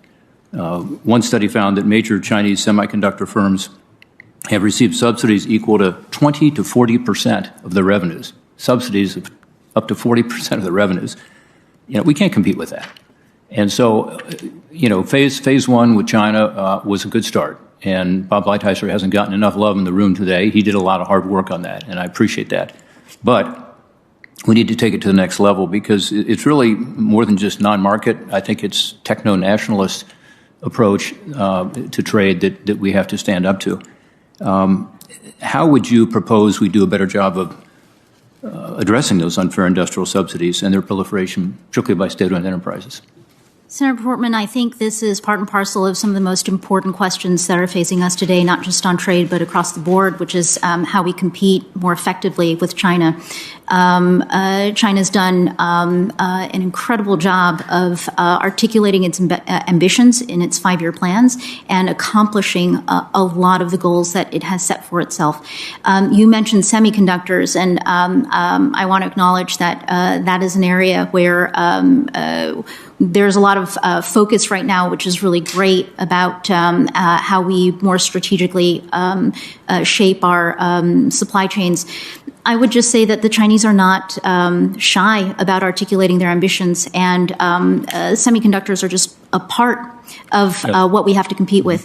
We can't compete by doing the things China does, so we have to figure out how we compete, marshaling all the tools and resources that we have in the U.S. government. That's the idea, if you know, of the CHIPS Act. We talked about it earlier. I was at the White House yesterday, a good meeting on that. Let's switch to WTO for a second. The World Trade Organization was established to have rules that were beneficial to countries like ours that are willing to, you know, play by the rules, level playing field. And it's important that we have those rules for our exporters. But the current system seems broken to me. The WTO negotiation role has faded. Instead, we have activism by the appellate body that has constrained our ability, frankly, to respond to China's non-market activities as well as other countries. This is a critique that's longstanding. It's bipartisan. Senator Cardin, who was here earlier, I think is coming back, and I introduced legislation on WTO reforms. I know you've seen those. Again, USTR Lighthizer made some progress on this, but we've got to continue this work. My question for you, I guess, would be, you have said you want a positive agenda for WTO reform. Specifically, what do you propose we do to restore the WTO to being a forum for negotiation rather than litigation? Senator Portman, it's a special honor to be speaking to you as a senator on this committee, but also a former USTR. And as such, you, I know, have special insights into the U.S. relationship and the U.S. role at the WTO. I just want to say the United States was a founding member of the WTO and of the GATT before that. It has always been a leader in Geneva. We can't afford not to continue to be engaged and a leader in Geneva at the WTO. The WTO does need reform, and I believe that the focus should be the WTO now in its 26th year of existence. We need to be having hard conversations in Geneva in a constructive way, to be asking what is the value of the WTO to its members? Is it accomplishing the goals that its founders and members expect of it? And also, in today's world, in 2021, how does the WTO rise to the challenges of today's world, whether the challenges that are facing all of us or the challenges that exist between the WTO's countries and members? Thank you. Senator Thune. Thank you. Thank you, Mr. Chairman. Ms. Tai, cattle producers in South Dakota and across our nation work hard to produce high-quality beef. Americans recognize this, and by and large, They want to know where their food is coming from, which is why I'm a longtime supporter of country of origin labeling. And while the World Trade Organization, which you were just discussing, made a ruling in 2015 on cool for beef, pork, and other meat products, this remains an important issue to many producers in my home state. In fact, the South Dakota legislature just passed a resolution calling on the Biden administration to remove barriers to mandatory country of origin labeling when negotiating trade deals. And so I'm going to ask you the same question that I asked the nominee for Ag Secretary, Tom Vilsack, and that is, what are your thoughts on the WTO's cool ruling and its impact on U.S. producers, particularly its impact on beef producers? And then if, as a follow-up, if confirmed, would you be willing to work with me on finding a path forward, preferably in a WTO-compliant manner, on country of origin labeling to help address the concerns of not only South Dakotans, but livestock producers all across the country? Senator Thune, I can't remember if I mentioned this in our earlier conversation, but the first case that I was handed when I walked in the door at USTR in 2007 was to take on the longstanding case between the U.S. and EU on the EU import ban on U.S. beef. So I feel like I learned a lot about the U.S. industry back then, and I myself obviously was raised on American beef and am a very happy consumer of it. On the WTO cool ruling, that's not been a popular ruling back here at home with senators like yourself and the stakeholders themselves, and also on the other side of the aisle in terms of those who really supported cool as a consumer right and for the policy space for Congress to act. As you noted, this is an area where USTR and USDA have a lot of good work to do together. If confirmed, I look forward to working with Secretary Vilsack on this, and I do commit to you to coming back to you to talk about the continued interest of yours and the industry in having country of origin labeling that will survive WTO challenge. Thank you. And I would say that, we have labels on so many things that come into this country. The things that we wear, it's ironic to me that we can't have labels on the things we put in our mouths. And the American people, I think, deserve to know where their beef is coming from. Our farmers and ranchers depend on open markets and reliable trading relationships around the world. Expanding market access and ensuring our producers remain competitive is a key to stabilizing the U.S. ag economy and powering our national economy forward. If confirmed as our nation's lead trade negotiator, what specific steps will you take to expand U.S. ag products in new markets such as Southeast Asia and Africa? And I would ask if you could just comment too in talking about that. Phase one on China, our exports to China significantly increased since November, which is welcome news to American agriculture, but they're still quite a way short of their phase one commitments. What USTR would intend to do with respect to making sure that they comply with the phase one targets. And then also, there's a lot in there, but expanding market access is critical. And so equally important is the proper enforcement of the trade agreements we already have, which if confirmed, the question I would have is what steps would you take to ensure that our trading partners are playing by the rules agreed to in existing agreements, and in particular USMCA? Senator Thune, those are a lot of questions in there. So there's a lot for me to respond to, but if I focus on the main themes, I think that I would like to thank you for this opportunity to clarify when we talk about, and when I talk about being confirmed and advancing a worker-centered trade policy, that workers does absolutely include agricultural workers, our farmers, our small family farmers in particular, real people who make up the American economy. So I want to make that clear. And in terms of a trade policy that works for our workers, a trade policy that works for agricultural workers is very much a part of that focus as well. On the enforcement side, on USMCA, I talked about earlier in my opening statement about caring and nurturing the agreements that we have to make sure that they deliver on the promises that have been made. That also goes for the other trade agreements, obviously, that we have under our belt. And so I just want to make clear that that is a priority for me. Phase one China as well. Phase one China as well. Different kind of agreement, right. But it's an agreement. Right. Okay. Mr. Chairman, I see my time expired. I have perhaps a question on network security, but I will defer that or perhaps submit it for the record. But Ms. Tai, thank you, and we look forward to working with you. I thank my colleague for his courtesy. This is going to be a hectic morning. We've got now 4 senators on the web who are going to be asking questions: Senator Cardin, Senator Cassidy, Senator Brown, and Senator Langford. Senator Cardin, are you out there in cyberspace? I'm with you, Mr. Chairman. Thank you very much.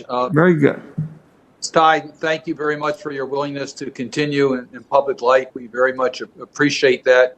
I want to first ask you about a provision that I led an effort in 2015 to include as a principal negotiating objective: good governance, anti-corruption. And I know that the Biden administration has been very strong in its commitment to deal with corruption and recognizes it's a national security issue and all countries can do better. So can you share with me how you intend to promote good governance, rule of law, anti-corruption in any trade negotiations or agreements that take place under your watch if you are confirmed and when you are confirmed?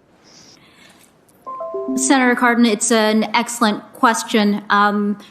Good governance, rule of law, anti-corruption are fundamental values that we as Americans want to hold ourselves to, and that we will want to hold our trading partners to. So I believe your question is, if confirmed, how that will be incorporated in trade policies under my leadership at USTR. And I would just commit to you that these types of questions are exactly the ones that I hope will animate the trade policy and trade agenda that the Biden administration undertakes. Well, thank you. I just want to compliment Ambassador Lighthizer. He worked very closely with our committee, worked very closely with our office in regards to the good governance provision. So I would just request that we have a close working relationship as you negotiate agreements as to making sure that we increase the standards on good governance. It's something that I think is very important to our country. Let me go to the USMCA includes a standalone chapter on small business, which I was very appreciative to see in that. I chair the Small Business Committee in this Congress. So can you share with us how you intend to help small businesses in negotiations? They have a harder time, as you know, in dealing in international trade. So what priority will you give efforts so that we can include our smaller businesses in international trade opportunities? Well, Senator Cardin, I completely agree with you in terms of the importance of small businesses to the American economy. Small businesses, mom and pop shops, these are our companies that have faces and names and operate like families. I think a worker-centered trade policy and more broadly, my interpretation of a Biden administration foreign policy that works for the middle class will really prioritize the interests of small businesses. I know exactly what you mean in terms of how difficult it can be for smaller businesses, smaller scale businesses to access the levers of trade. I know that there are some really good programs that are housed in different parts of the government. I would commit to you that if confirmed, I will make it a priority and I will take care to ensure that there is the coordination that is needed to make those programs work and to build on those programs where we can. Yeah, the voices of small businesses need to be heard as you're negotiating these agreements. And I know that the first questions asked to you by Chairman Wyden, would you agree to participate in our committees? I'm going to ask that you work with us on the Small Business Committee as you do your trade agreements so that we can have input as to how we can expand opportunities for smaller companies. I want to follow up on the point that Senator Portman made in regards to the WTO. The two of us will be introducing some legislation in that regard. You talked about the reform in the WTO. I'm a strong believer in our participation in the WTO, but we know that it needs to be reformed. So as you're looking at ways in which to strengthen the role that WTO can play that can be in the best interest of the United States, I hope that you will share those thoughts with our committee and that we can work together to strengthen the U.S. role in reforming the WTO. Senator Cardin, U.S. participation in the WTO is made possible by the work of this committee, the House Ways and Means Committee.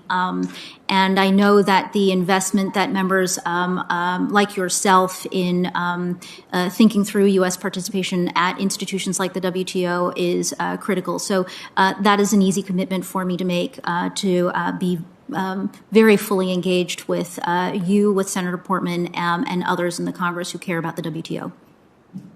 Thank you. And again, thank you for your willingness to serve. Thank you, Mr. Chairman. And I also want to emphasize, because the senator is talking about something very important, that Ms. Tai was a very strong ally when it came to promoting the rule of law and the anti-corruption provisions in the USMCA, and we thank her for that. Senator Cassidy. Senator Cassidy, you out there on the web? All right. It appears that we should move on. Senator Brown, are you there on the web?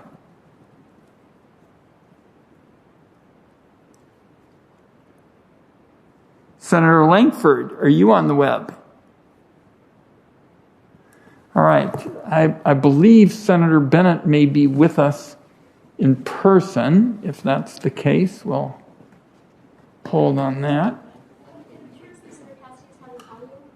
Pardon me?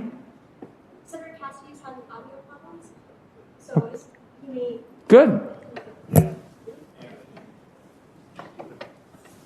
Bennett can't chair, so Bennett can't chair, so I'll have to find somebody else. I believe we've got Senator Bennett coming in person, and I hope that we will be able to deal with our audio challenges.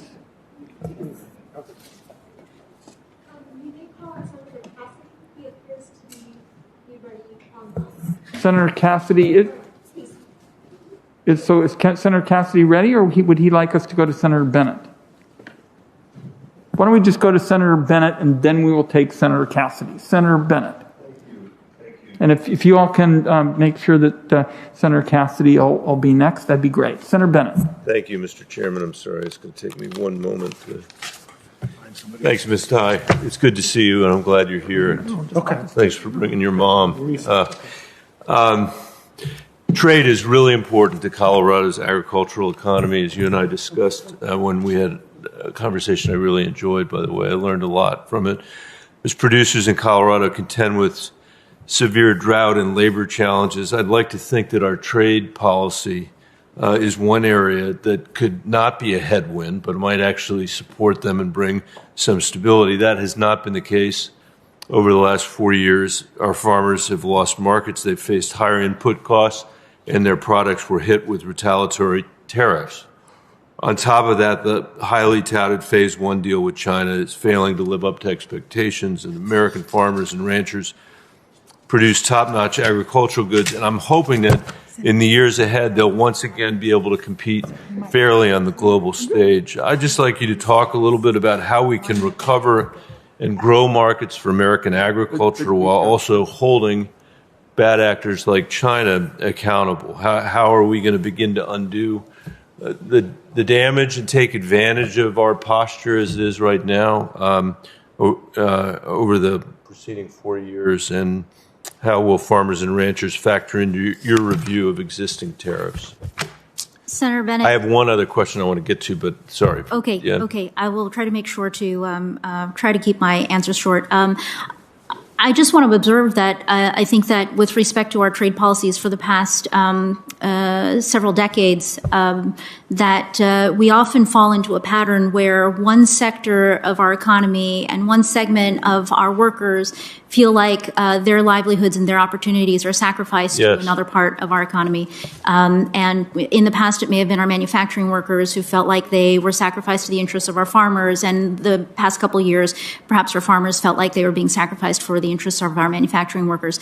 I think one of our challenges going forward is to figure out how to craft our trade policies and how to coordinate our trade policies with our other domestic and foreign policies to break out of that pattern so that what we are doing in trade is coordinated with what we are doing in other areas, but also not forcing us to pit one of our segments of our workers and economy against another. That is a very good answer. And I had ups and downs with your predecessor in this job, but one of the downs was when I asked him a similar question about our farmers and ranchers, his answer was they have our sympathy. And what they don't need is sympathy. What they need is a coherent trade policy that's going to support their work. Ms. Todd, President Trump had a go-it-alone approach. I think he was proud of it, launching trade wars around the world that alienated our allies and undermined an effective global response to China. At the same time, China was strategically investing in Mediterranean and African countries, expanding its reach in the South China Sea region with the One Belt and the One Belt, One Road initiative. And while China is an important market for agricultural products, as we've just discussed, they've failed to live up to their agreement. How will you work with partners and allies and the broader administration to hold China accountable for its mercantilist and predatory practices? I should say that, the Chinese Communist Party, rather than, not the Chinese people, but the Chinese government. You mentioned earlier in an answer to one of my colleagues that there had been a well-worn path trod by former trade ambassadors, sort of expecting China to somehow adopt our system of, economic system. That's clearly not going to happen. So what tools are available to us, maybe even beyond the trade tools, to be able to push back and ensure that we continue to lead? Senator Bennett, again, I feel like this is part of the most consequential questions that we collectively, as servants in the U.S. government, will need to figure out. Just in terms of how to answer your question, I guess there are a couple ways that I would think about it. One is rules that China has clearly signed up for and agreed to. Those may be agreements that it has struck with trading partners. They may be the WTO rules, so rules that they've taken on as a member of a larger organization. And when we are in that area, we have designed for use enforcement tools to engage with the Chinese, hold them accountable. You promised to do X. You need to deliver on X. There are also a lot of areas that are gray areas where the rules are not clear or where we don't have rules yet. And I think that in that area, in terms of working with others, we have a couple options. One is that we create and we craft new rules to address the gray areas. Separately, I think that that provides us with a lot of opportunity as well to think strategically about how to respond to the strategies that China is pursuing. Thank you, Ms. Todd. Thank you, Mr. Chairman. I thank my colleague. We're going to just keep going and try to stick with our queue. Senator Cassidy is next. Senator Brown may intervene, but then Senator Langford, and we can get all three of you before the vote. Senator Cassidy. Sounds good. Ms. Tai, thank you very much. I enjoyed our phone conversation. I like the nuanced way in which you spoke of our relationship with China. And so I was listening elsewhere. You couldn't hear me, but I could hear you, but that's another story.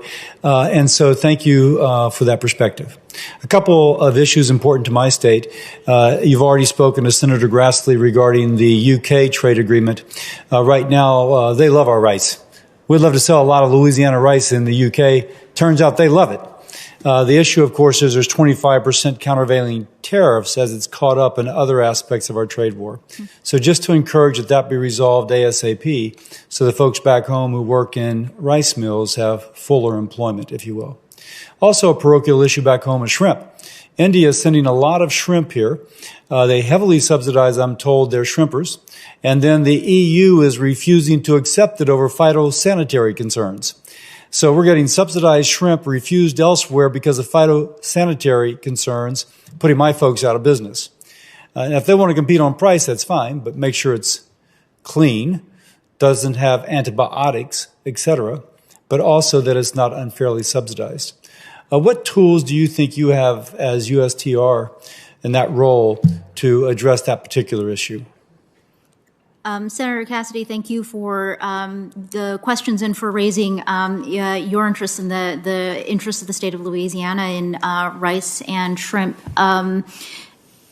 In terms of the tools that are available, we have an existing toolbox, and some of them are within USTR's purview. I imagine that some of them are in Commerce's purview, and other agencies have a role to play as well. So my first level answer to you is, if confirmed, I would want to take every opportunity to work this issue, not just at USTR, but in partnership with the other agencies that have a stake and have a role to play.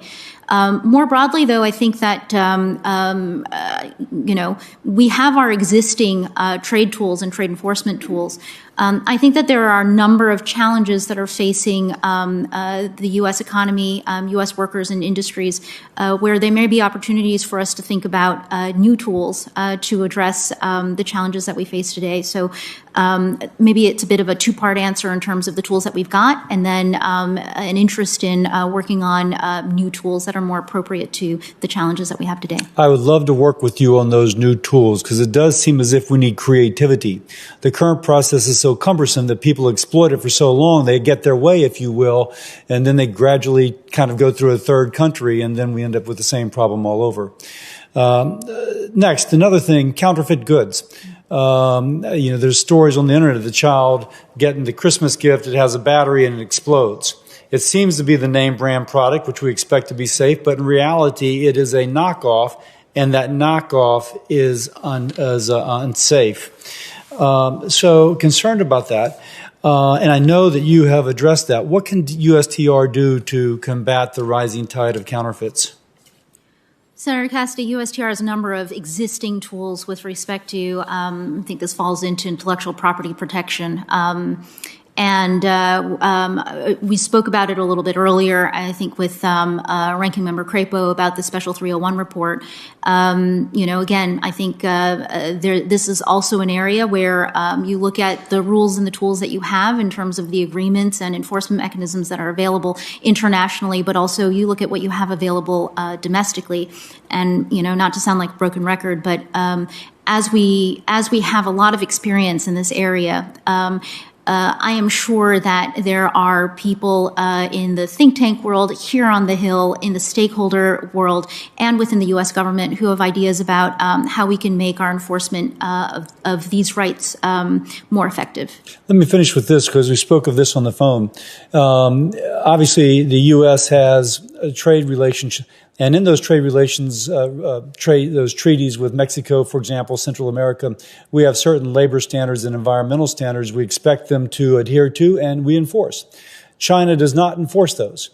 And with that lack of enforcement, it turns out to be an expense, an avoided expense, to further subsidize somebody moving from Mexico or Guatemala, moving their factory to China. It strengthens the Chinese economy, but it weakens that of a key trade partner of the U.S. We've spoken about that, but if you don't mind, for this broader audience, if you will, could you comment on that? I would be happy to, Senator Cassidy. I think that for a very long time, our trade policies were based on an assumption that the more we traded with each other and the more liberalized our trade, the more peace and prosperity there would be, that the rising tide would lift all boats. I think that what we see is, in the parlance of some of the economists who've been thinking about this, that over time the trends we see are a race to the bottom in many times, that with increased economic activity and trade activity, we aren't necessarily seeing that bring up standards with respect to workers and environmental protection, that there is an opportunity for competition with lower standards across the board. I think this prompts us to really have this inform our rethink of our strategic trade policies and figure out how trade policy can be conducted in a way that it does truly lift up all boats, that it doesn't just create a larger pie, but it I don't know where I'm going with this particular. I know where you're going with that. We would protect the U.S. worker as we enforce those standards. Thank you. We're going to have to move on. Senator Brown is on the web, and then it would be Langford, and Daines. Senator Brown, are you available? I am here. Thank you, Mr. Chairman. I'm thrilled to be here, and congratulations, Ms. Ty, for you. I understand. I got on late. I'm sorry I didn't hear your opening statement. I understood it brought tears to the eyes of some of my staff, and I'm so glad your mother is there. And please tell her, if I don't know if she can hear this now with how this technology works, but tell her she raised an incredible daughter. So. And I would also add that you made a great hire in Nora Todd. Your gain, my office is lost, but thank you for helping her do even more public service than she's already done. Congratulations. I enjoyed our meeting last well, I guess 6 weeks or so ago. I enjoyed especially, and what makes me excited about your nomination, so many things, but especially your work on the Brown-Wyden rapid response mechanism in the USMCA. You are exceptionally qualified for this job, and I support you with great enthusiasm. You gave a great speech to the National Foreign Trade Council Foundation. You talked about the humanity and the dignity of Americans. Your comments reminded me a lot of the dignity of work agenda that sort of informs what I do here, and I know informs much of what you've done. Can you talk a little bit about what a dignity of work trade agenda means to you, Ms. Ty? Absolutely. Thank you for this opportunity to address this particular issue, which I think really lies at the heart of where U.S. trade policy needs to go in this next phase. I think that for a very long time, regular people, ordinary Americans and workers have felt disconnected from our trade policies, that there are policies that are concocted by people in places like Washington, Brussels, and Geneva that at best have not a lot of relevance to their lives or at worst undercut and undermine the livelihoods that they have been used to having. And I think that where if confirmed, I would very much like to focus my efforts and contribute to the Biden administration's efforts is to center U.S. trade policy in terms of thinking through how does it affect regular people, American workers across the different sectors, and how do we make trade policy feel like, in Chairman Wyden's words, how do we expand the circle of winners in trade policy? Thank you. Thanks for that answer. I voted, as you may remember, I voted for USMCA. It's the first trade agreement I've ever voted for. And I did because it included the Brown-Wyden rapid response mechanism.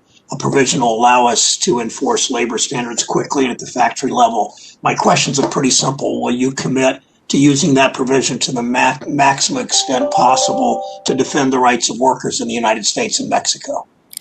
Yes, Senator Brown, and I would add that using that mechanism is also to reinforce the implementation of reforms that Mexico has made, so to reinforce Mexico's own reform efforts.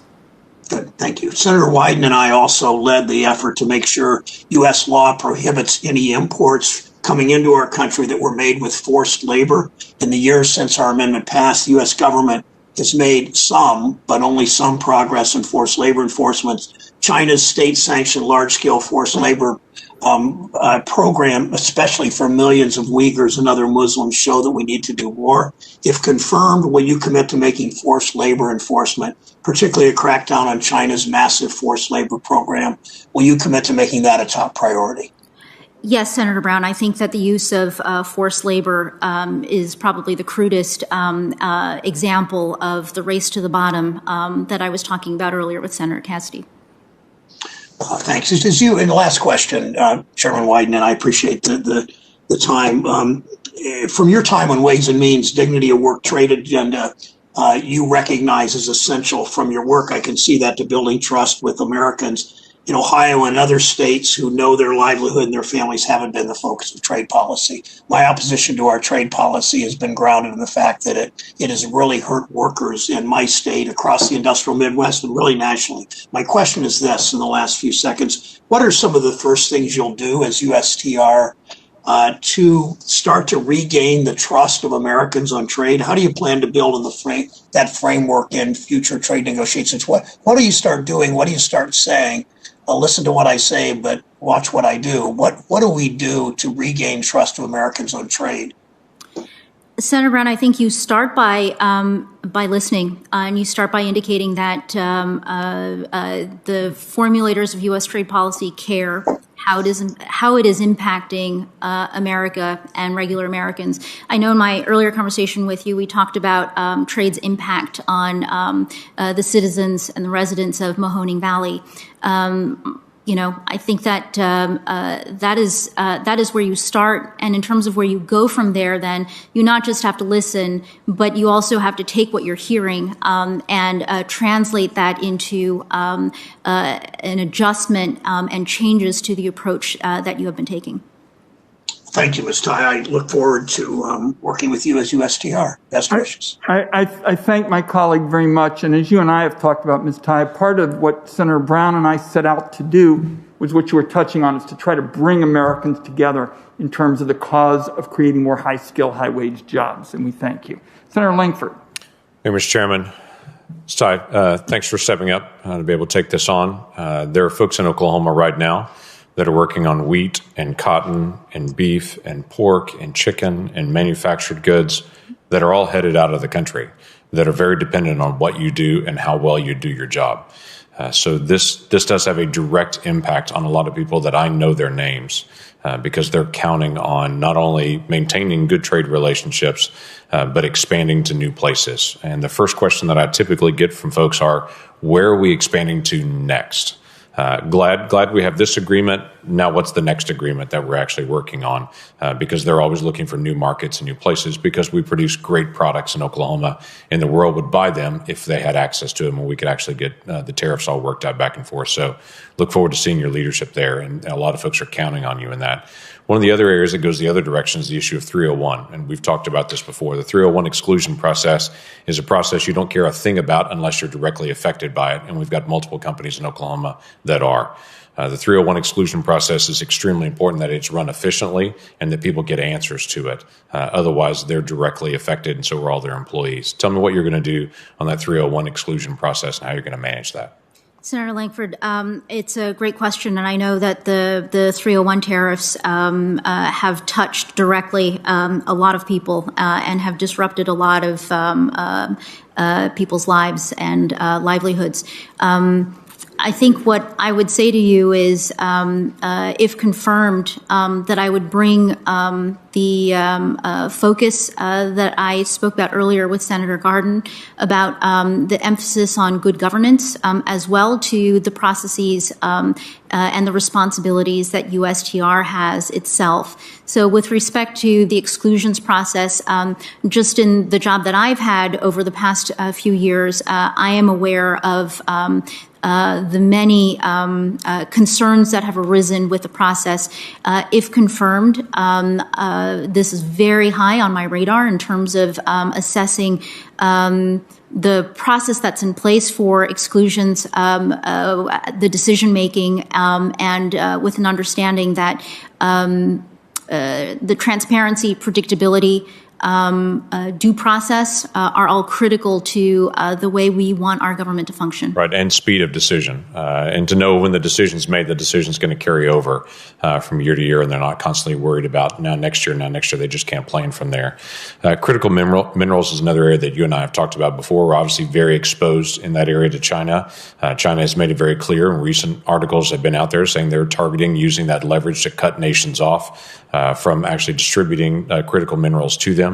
That should make us wake up even more in this process. Part of the challenge that we have is when an American company starts their mining process and finally gets through all the environmental restrictions they have to be able to produce it here, China could cut the price there, cuts off access to capital here and growth here, and so we have a problem. So one of the big issues we have, if we're going to have a clean energy or if we're going to produce steel or any number of other things, we have to produce our own critical minerals or develop new relationships with allies that we can trust that will provide critical minerals. What's your strategy on that? Senator Langford, I know that the Biden administration issued a supply chains executive order yesterday that specifically calls out critical minerals as one of the supply chains for special focus in crafting a strategy. So if confirmed, I look forward to participating in that process and supporting that review.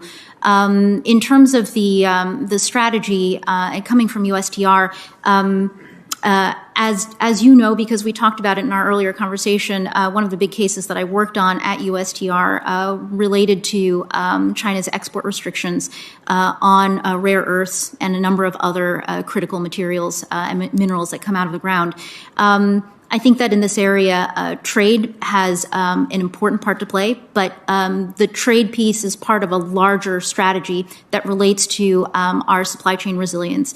And so I, if confirmed, will look forward to being not just a connector between Congress and the administration, but being well coordinated with the other parts of the administration who are thinking and making plans in this area. Right. So identifying some of those rare earth and critical minerals that we're exposed on and finding other places to be able to get them so we have multiple sources, and developing those relationships should be part of our strategy.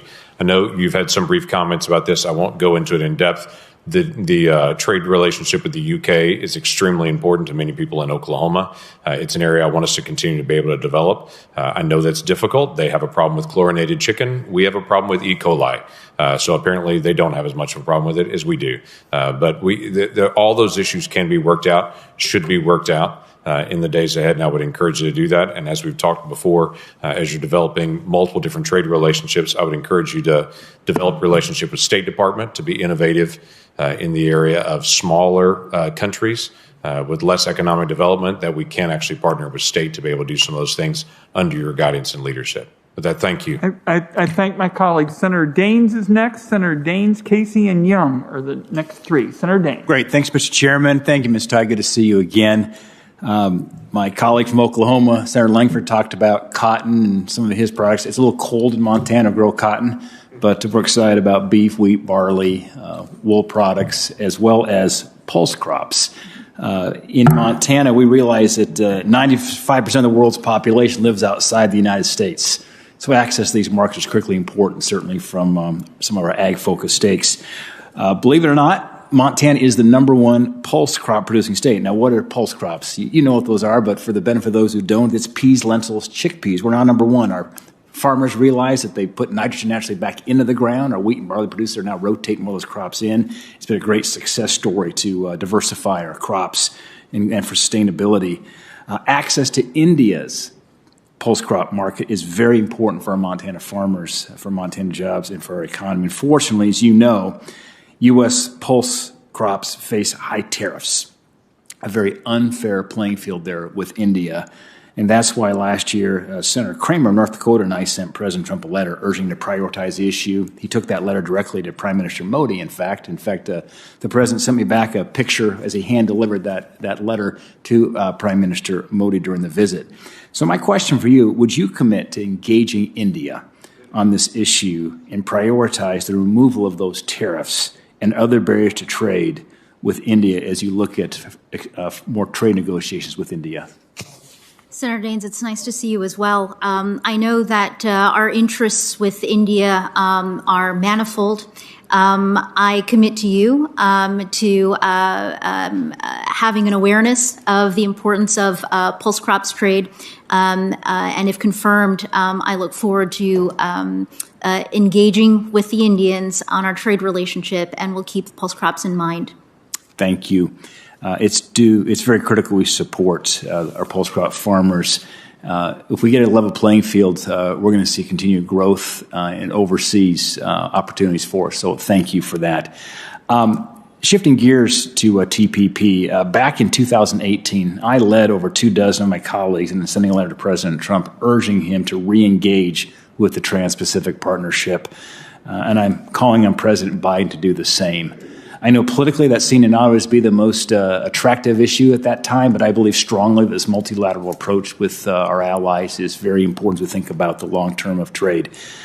Giving China's growing economic and geopolitical influence it's essential that we work with our allies and partners in the region. As we had a great conversation, we both spent time living in China, working in Guangzhou. My question for you is, do you support re-engaging with the Trans-Pacific Partnership and pursuing multilateral trade agreements with our friends and allies in APAC and around the world to improve access to important markets and counter China's growing influence? Senator Daines, again, I know your interest in this area and your experience with respect to China and the Asia Pacific. To follow on the exchange that I had earlier with Senator Carper, I want to emphasize that today, even today in 2021, the basic formula of TPP, which was to work with our partners with whom we have very important shared interests economically and strategically, and with the challenge of China in mind, is still a sound formula. I think that what I would add is that a lot has changed in the world in the past 5 or 6 years. And a lot has changed in terms of our own awareness about some of the pitfalls of the trade policies that we've pursued as we've pursued them over the most recent years. So what I would say to you today is, with respect to working with other countries on a multilateral basis in the Asia Pacific, with the China challenge in mind, that if confirmed, those are absolutely elements that I believe are worth pursuing. Thank you. I want to shift gears here. There's so many things to talk about in such a short amount of time, and that's China and polysilicon. For years, the U.S. polysilicon industry has been targeted by China, and retaliatory tariffs are threatening high-wage manufacturing jobs. In fact, one of our facilities, REC Silicon in Butte, Montana. Polysilicon was specifically included in the Phase 1 agreement as well, and China committed to opening its market, but has failed to do so to this point. Could you provide any updates on any developments regarding polysilicon and how China is moving forward with any purchases?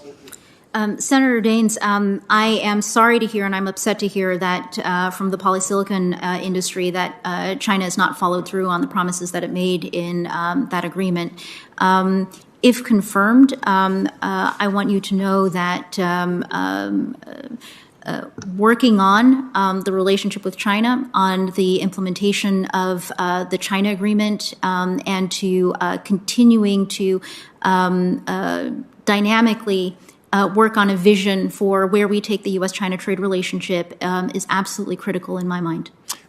Last quick question is... and very, very quickly... I'll go quick. It's about beef. It's a big deal for us in Montana, and I'll be quick on this. If confirmed, would you work closely with USDA to remove these non-tariff barriers relating to beef exports with our trading partners and advocate for science-based and rules-based standards? Senator Daines, if confirmed, yes. We have 3 cows per person in Montana, so thank you. Very, very good. Thank you, colleague. Well, let's see. We have Senator Casey on the web. Mr. Chairman, thanks very much, and I want to thank Ms. Tide for her willingness to continue public service. Just a remarkable personal story, and I want to commend you for the work you've already done, and we're inspired by your story and your commitment. I especially appreciated your reference to, quote, trade policies that advance the interests of all Americans, unquote. I'm putting the emphasis on the word all because all, of course, should include men and women having the opportunity, the equal opportunity to reach their full potential and have the same opportunity to contribute to society. And that should be reflected in our trade policy, where we should affirm values that we all hold dear as Americans. Senator Cortez Masto and I have developed a series of policies to incorporate measures on women's economic empowerment and participation in our trade laws. And I know this is work that you're not only well familiar with, but have helped to advance. If confirmed as USTR, will you work with our efforts to incorporate measures on women's economic empowerment and participation in our trade laws and make this a priority at USTR? Yes. Thank you. It's great to have brevity in an answer that incorporates so much. We're not used to that in the Senate. But I also wanted to add to that, as you undertake your work at USTR in furtherance of the President Biden's racial equity executive order,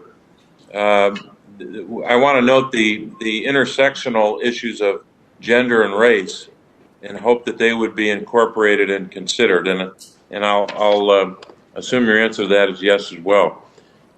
Let me move secondly to China, and I know that's been a focus of your attention and the attention of the members of the committee on so many fronts. We face just a myriad of challenges when it comes to the Chinese government, especially. We've got to engage, I think, in coordinated efforts to address a number of issues. Market distortions is one. Second, subsidies. And third, anti-competitive behavior the Chinese government engages in. Through our trade subcommittee in the Finance Committee in the last Congress, Senator Cornyn and I worked on a range of issues posed by the Chinese government, including the Belt and Road Initiative, extraterritorial censorship, and market access challenges. These, of course, are cross-cutting issues which will require both coordination and cooperation. You have significant, I think that's an understatement, significant experience in this regard. Can you discuss your observations with respect to the evolution of tactics and strategy employed by the Chinese government in the trade and economic space, and how USTR can work in coordination with the interagency to combat some of these efforts to support domestic production and competition?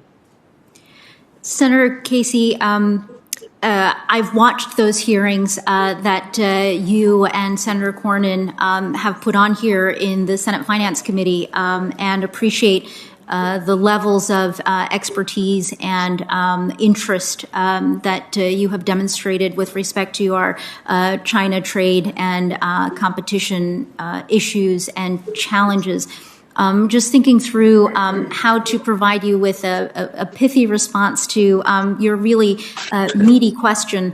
And I think that what I would say is that with respect to the nature of the Chinese challenges, I think it's clear that when we as Americans, with our economic traditions, look at the Chinese economy, what we see is an extremely formidable competitor where the state is able to conduct the economy almost like a conductor with an orchestra, whether or not through companies that are officially state-owned, or just companies that are part of the Chinese economy.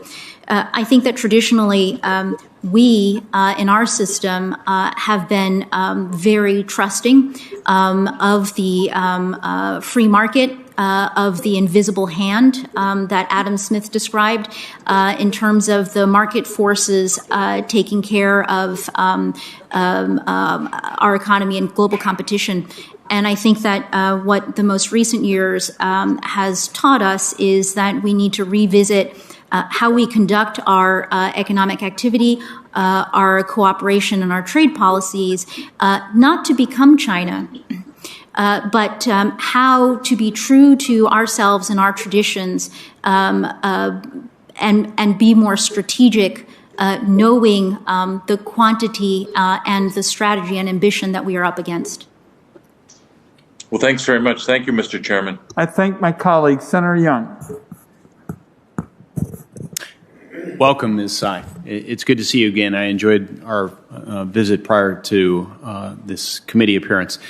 I know that a topic of mutual interest for you and me, and I also know the administration, is the issue of supply chain and domestic reshoring.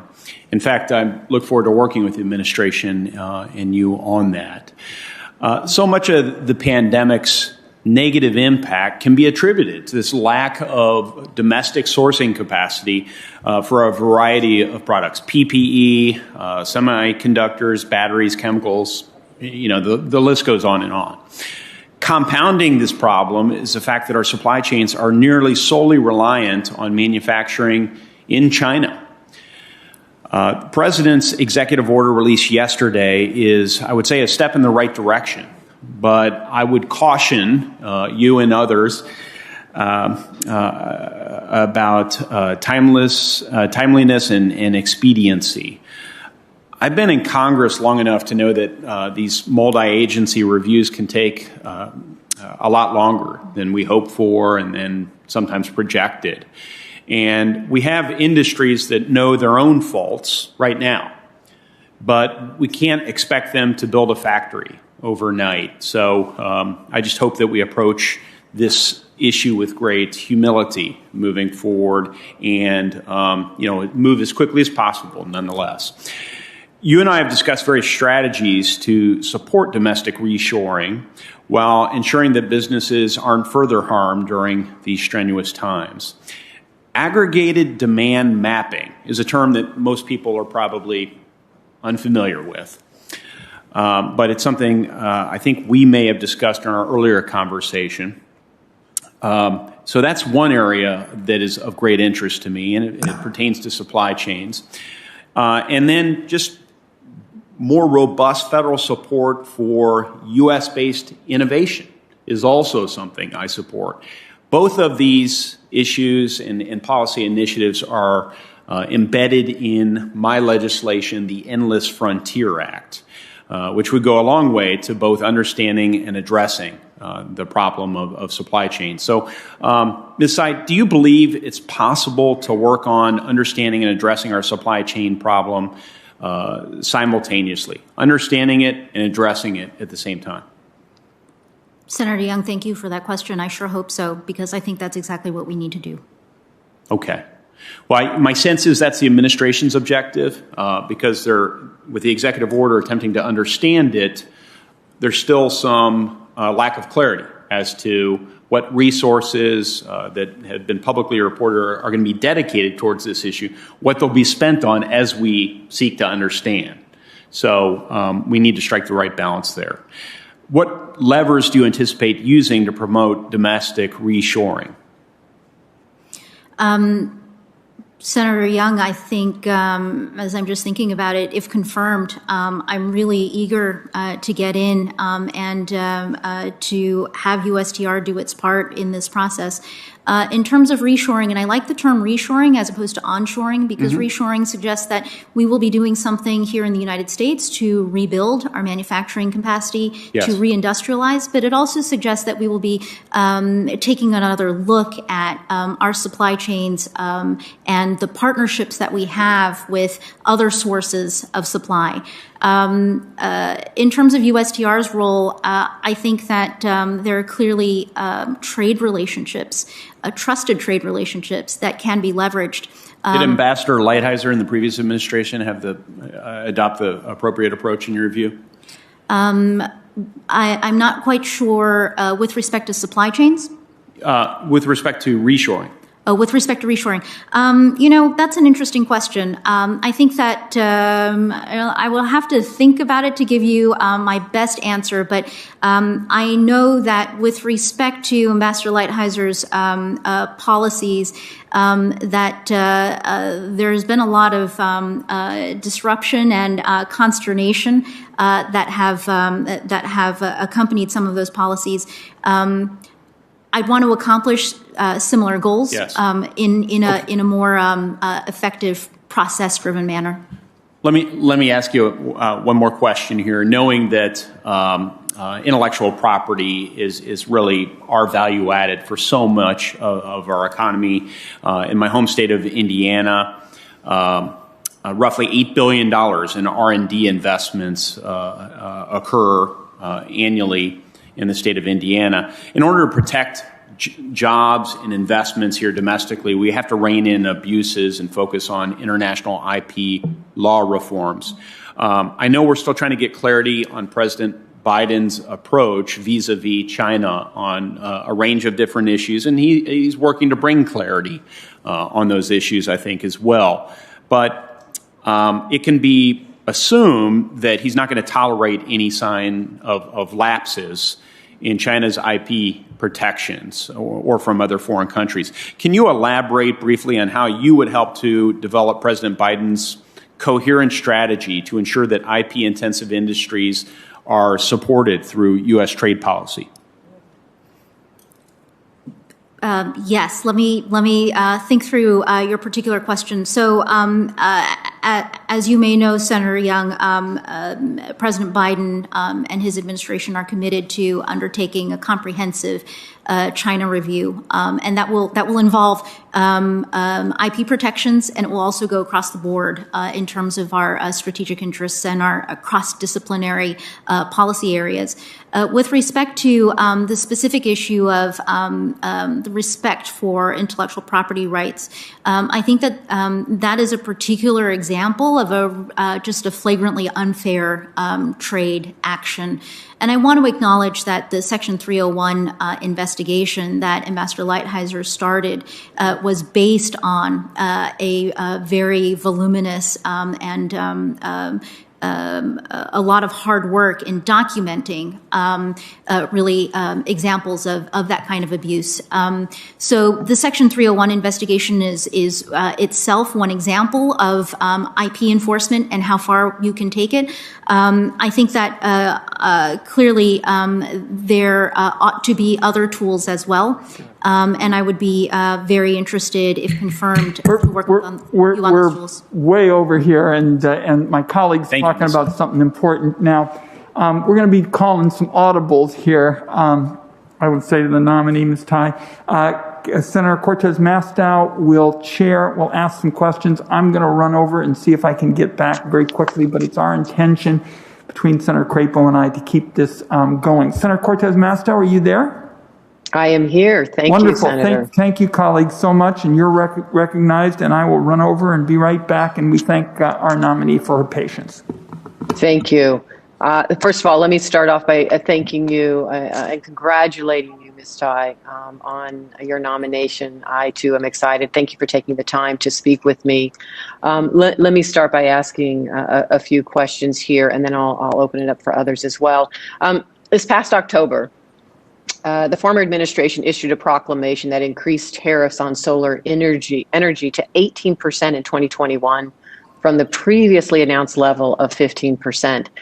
The proclamation also authorized a new investigation that could extend these tariffs beyond the 4 years originally levied.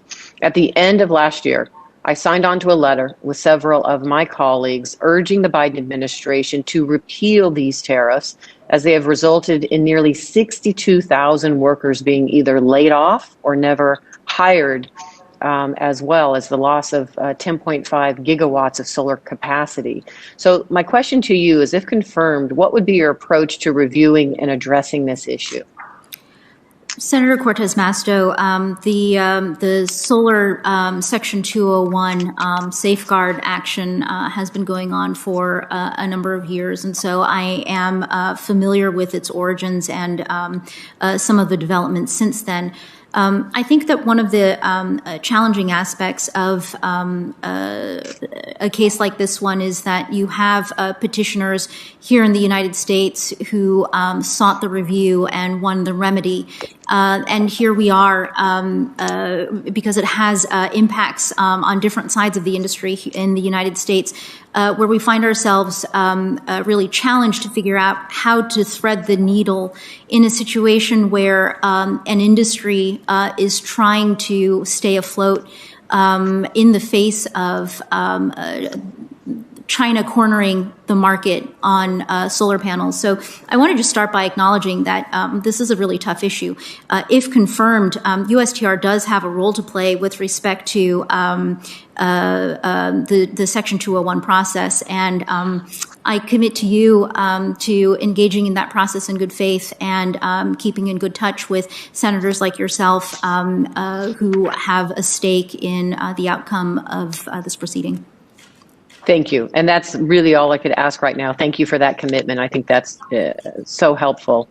Let me jump to an issue that Senator Casey also talked to you about. As you're aware, legal authorization for the General System of Preference program expired on December 31st in 2020. As a result, U.S. imports entering the United States after that date that were previously eligible for duty-free treatment under GSP are subject to regular, normal trade relation rates of duty. prior to its expiration, Senator Casey and I introduced the Women's Economic Empowerment Trade Act to ensure countries receiving trade preferences under GSP strengthen standards on workers' rights and the rights of women. So can you discuss your thoughts on GSP, and do you see a need to update GSP to ensure stronger standards in equity and representation? Senator Cortez Masto, I know that GSP enjoys bipartisan support up here on the Hill in particular. And if confirmed, I look forward to engaging from USTR on efforts that I know are ongoing here on the Hill to update and to continue the GSP program. Thank you. Thank you for that. Let me talk a little bit about China's Belt and Road. One area I'm proud of Congress's work in response to the China challenge is what we've done to respond to China's Belt and Road Initiative. And although there's more work to be done, we passed bipartisan legislation, which I supported, to establish the Development Finance Corporation. I remain dedicated to ensuring the United States is stepping up to the plate to address the challenges and opportunities posed by competition with China. From your perspective, what measures should Congress be taking, like the Development Finance Corporation, to improve the U.S.'s ability to compete with China? Well, Senator Cortez Masto, I just want to acknowledge my awareness of the high levels of energy interest and innovative thinking in the Congress about this very question of how the United States can compete more effectively with China. So with respect to the development finance entity that you've described and what else Congress may want to do, I just want to indicate to you that if confirmed, I will be very interested in being part of the administration conversation with Congress about what we do in our whole of government approach to addressing this question. Ms. Tai, thank you. I know my time is up, but I thank you so much for your willingness to serve, and congratulations again on your nomination. Now, let me go through the list to see who might be next in line to ask questions. Is Senator Warner available? I know many of the senators are on the floor voting right now. Is Senator Warner available? If not, we'll move to Senator Sass. All right, let's try for Senator Whitehouse. All right, I understand Senator Barrasso is available in there. Senator Barrasso. Thank you very much. I'm in the committee room, and congratulations. Thank you for taking the time to visit with me last week by phone. I enjoyed it very much. Congratulations again. And, you know, as we discussed, one of the issues that's so critically important in my home state of Wyoming is soda ash. And I think you had, in the introduction, talked about your parents coming to the country because of efforts by President John Kennedy.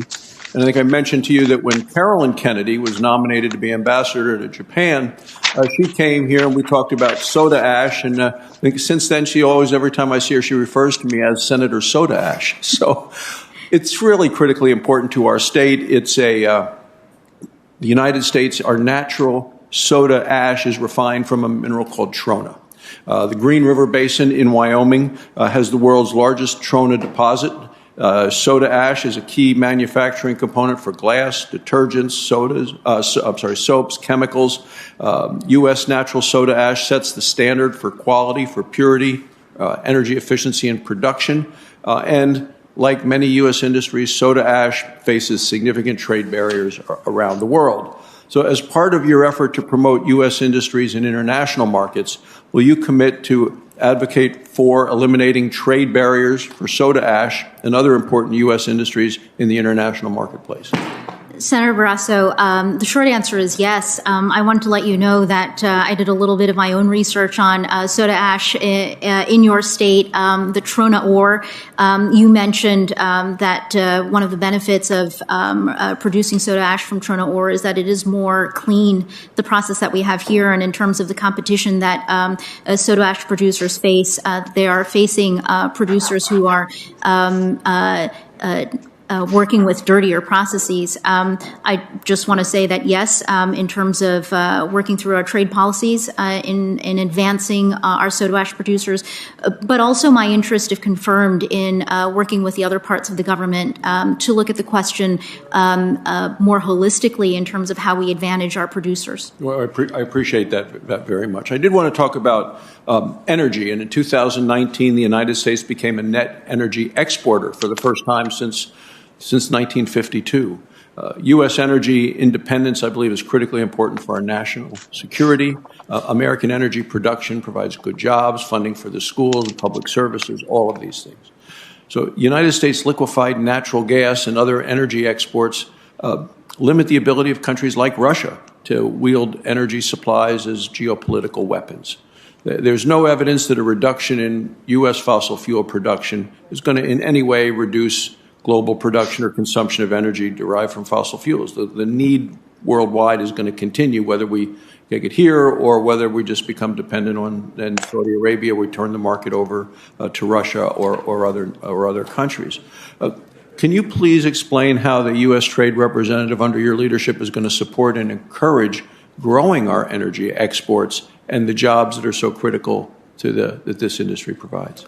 Well, Senator Barrasso, let me acknowledge that energy policy is critical, and I know that in these winter months, it is on the minds of many Americans in terms of our access to energy and having good energy policy. Let me also acknowledge my own limitations in terms of my background in this area. Obviously, we do trade in energy, import and export, but I also know that this is an area where, if confirmed, USTR will need to work closely with other departments of the administration, the Department of Energy, primarily in my mind, in terms of what we do for U.S. policy, and I look forward to doing that. Could I also ask you about U.S. beef and cattle productions and cattle producers in Wyoming and across the West are responsible stewards of pasture and rangelands. We sequester carbon while producing a premium product on land that is typically not suitable for growing other food products. I don't know if Senator Daines has talked to you about that as well. He and I went to China and took U.S. beef with us to China. As climate environment concerns begin to have a greater role in international trade policies, will you commit to working with the cattle producers to defend our science-based production practices and show the rest of the world how American cattle producers are really part of the solution and not the problem? If confirmed, Senator Barrasso, it would be my pleasure to work with American cattle ranchers on their solution to the problem and advancing their interests. And my final question, as I'm running out of time, is how does the U.S. Trade Rep intend to protect U.S. farmers and ranchers overall? So that's an important question, Senator Barrasso, and it gives me an opportunity to reinforce a point I made earlier, which is in thinking about crafting a worker-centered trade policy that very much has in mind agricultural workers and the need to break out of the pattern of pitting one sector of our workers against another sector. Well, thank you and congratulations again on your nomination. Thank you. Thank you very much, Senator.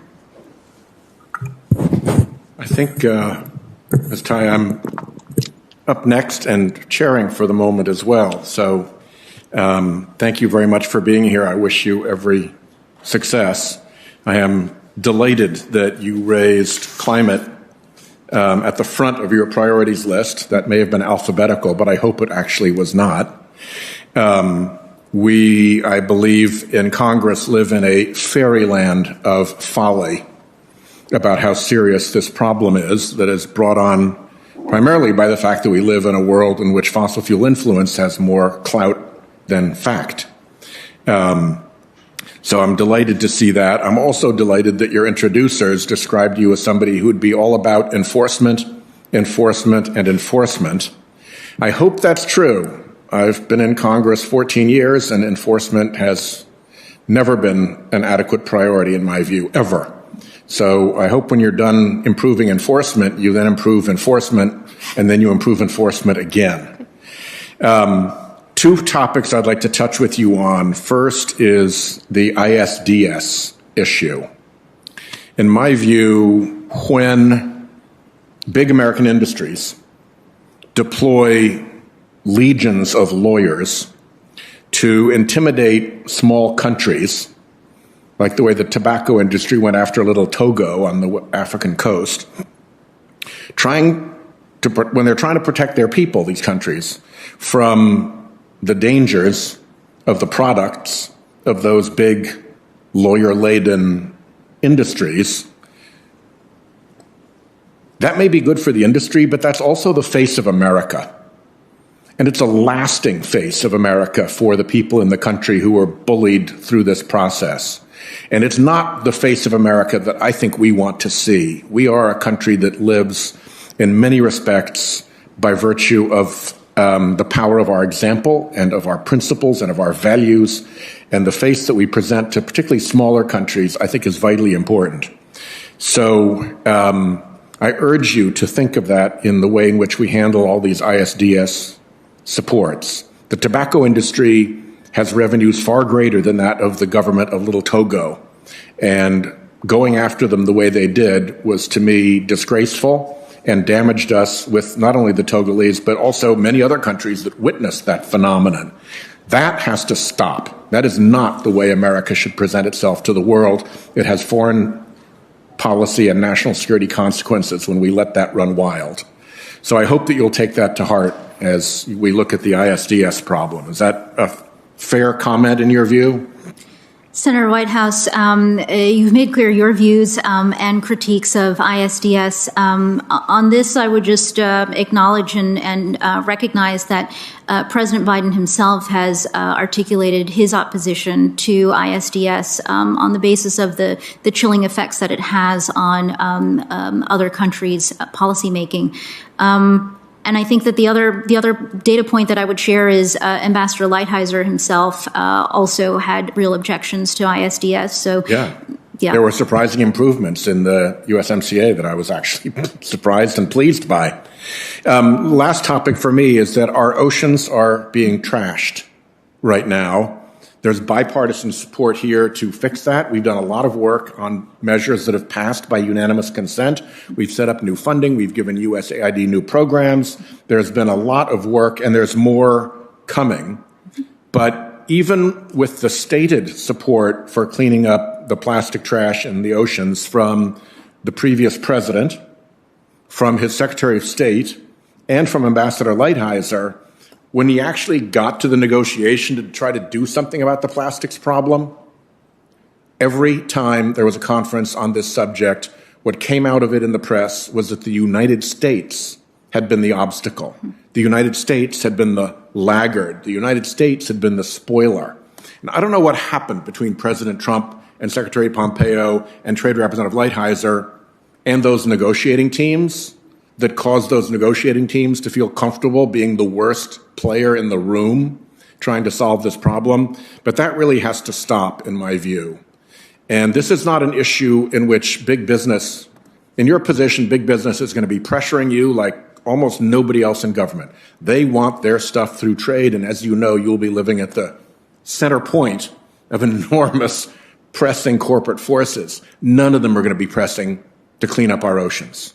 That's going to have to be on you and on your team to make sure that that stays at the front of the agenda. Are you ready to do that?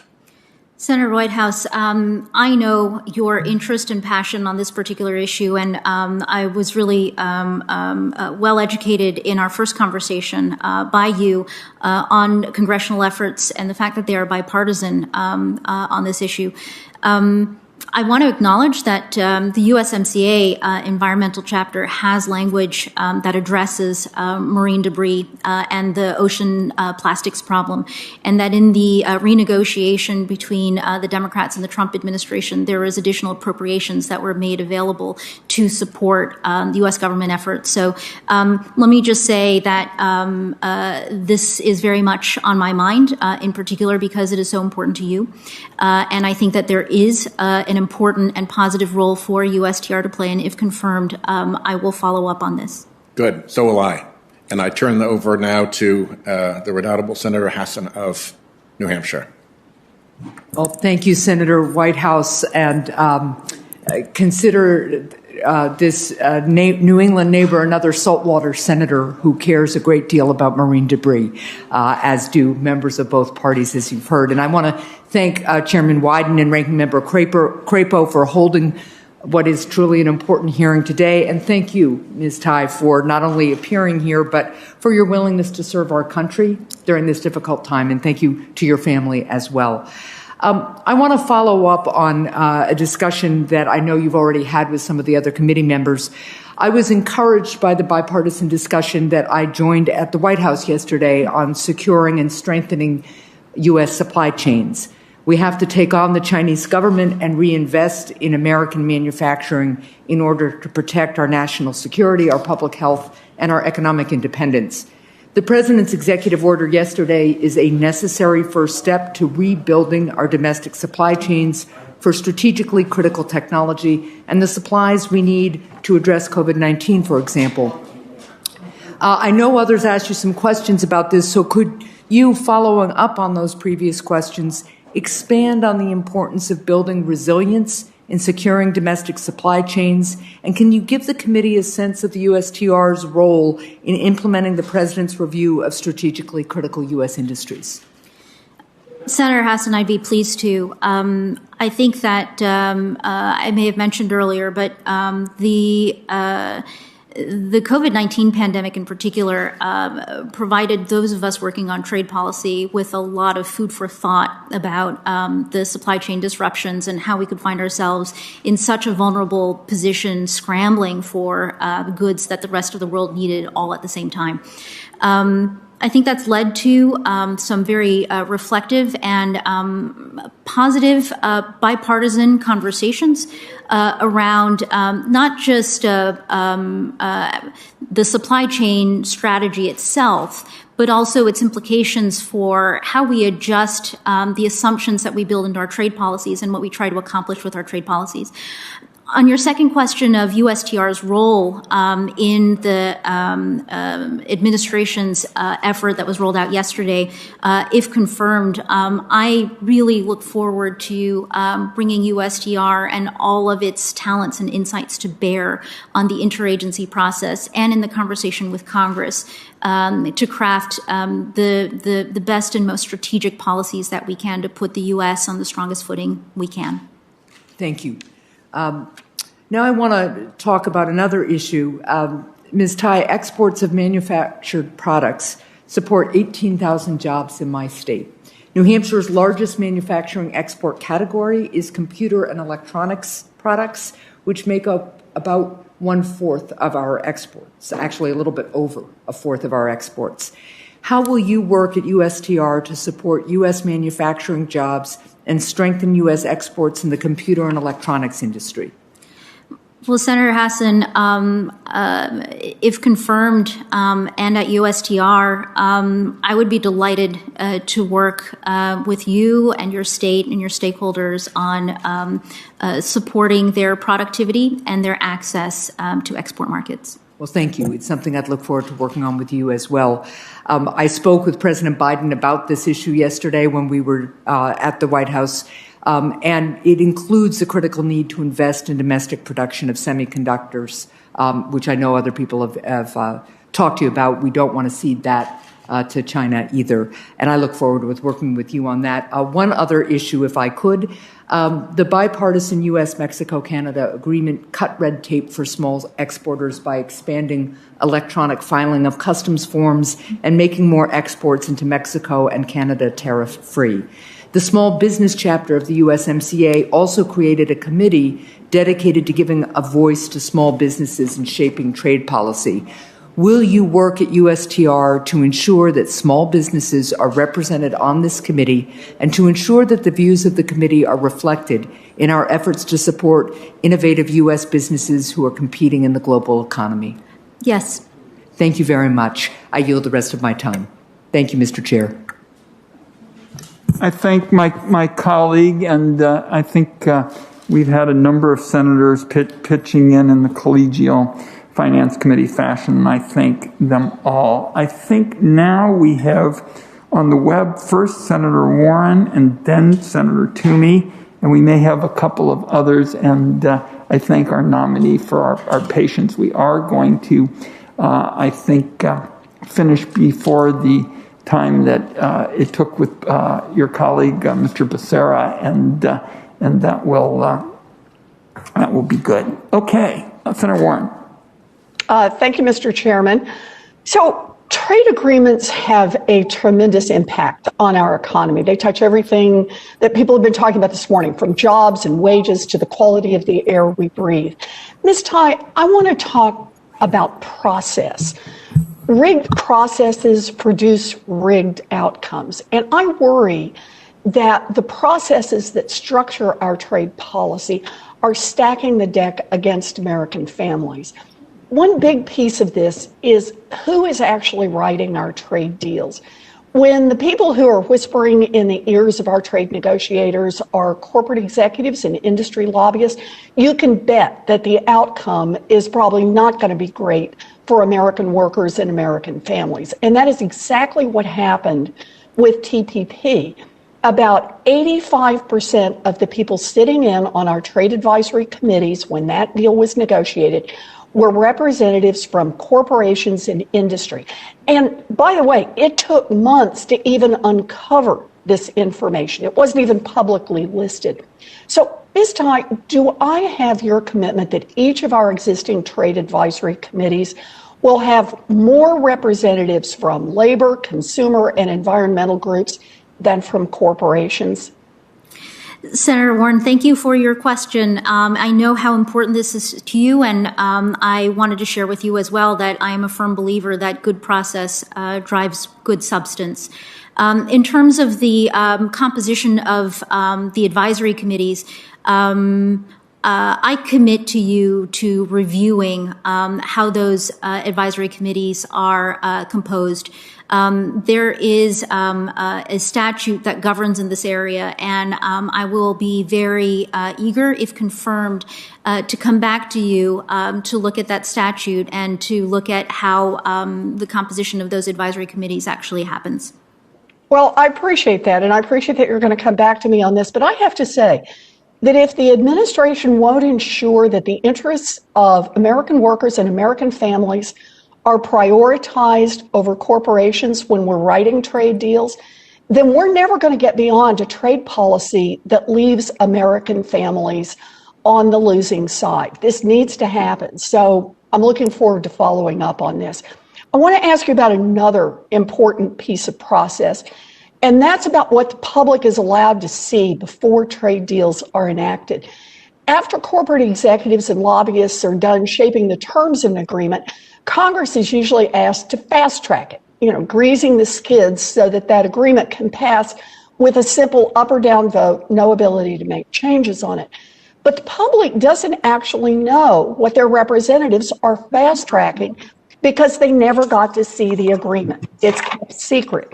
So workers and families have no idea how corporations may have thrown them under the bus until after Congress has already tied its hands and given up some of its ability to fix the agreement. So, Ms. Tai, I believe that Americans should be able to see for themselves whether or not trade deals that are being negotiated are actually good deals for them and for their families.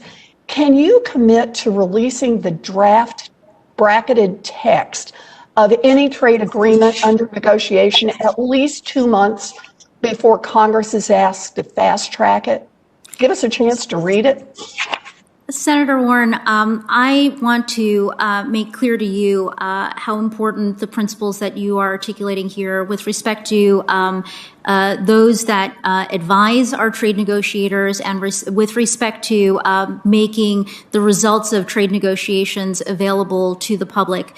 So I want to start from there. I maybe want to go a step further and to let you know that this interest in transparency and connecting with the American people directly on our trade policies, in my mind, goes beyond what we do in the context of negotiating large trade agreements, that I very much hope, if confirmed, to bring these principles to the conduct of U.S. trade policy on a day-to-day basis. Well, I very much appreciate that you want to engage with the American people on this, but what I'm really looking for here is a hard commitment. To me, this is another place where the administration needs to take a hard line. Trade negotiations must be open and transparent to the public. And without that commitment, you're denying Americans the ability to know if what is being negotiated on their behalf actually benefits them. Because they don't get any real input into the process. Look, trade agreements need to happen on terms that strengthen American workers and the American economy. And if we want American families to come out ahead on trade deals, we need to start by fixing the processes that have produced these rigged outcomes. We need to make sure that representatives from labor and consumer and environmental groups, not just from corporations, are the ones who are filling the seats at the table. And we need to give the public an opportunity to actually see and evaluate the trade agreements that will have such a huge impact on their lives and on their communities. This would be a really big step toward making our trade policy work better for America. Thank you, Mr. Chairman.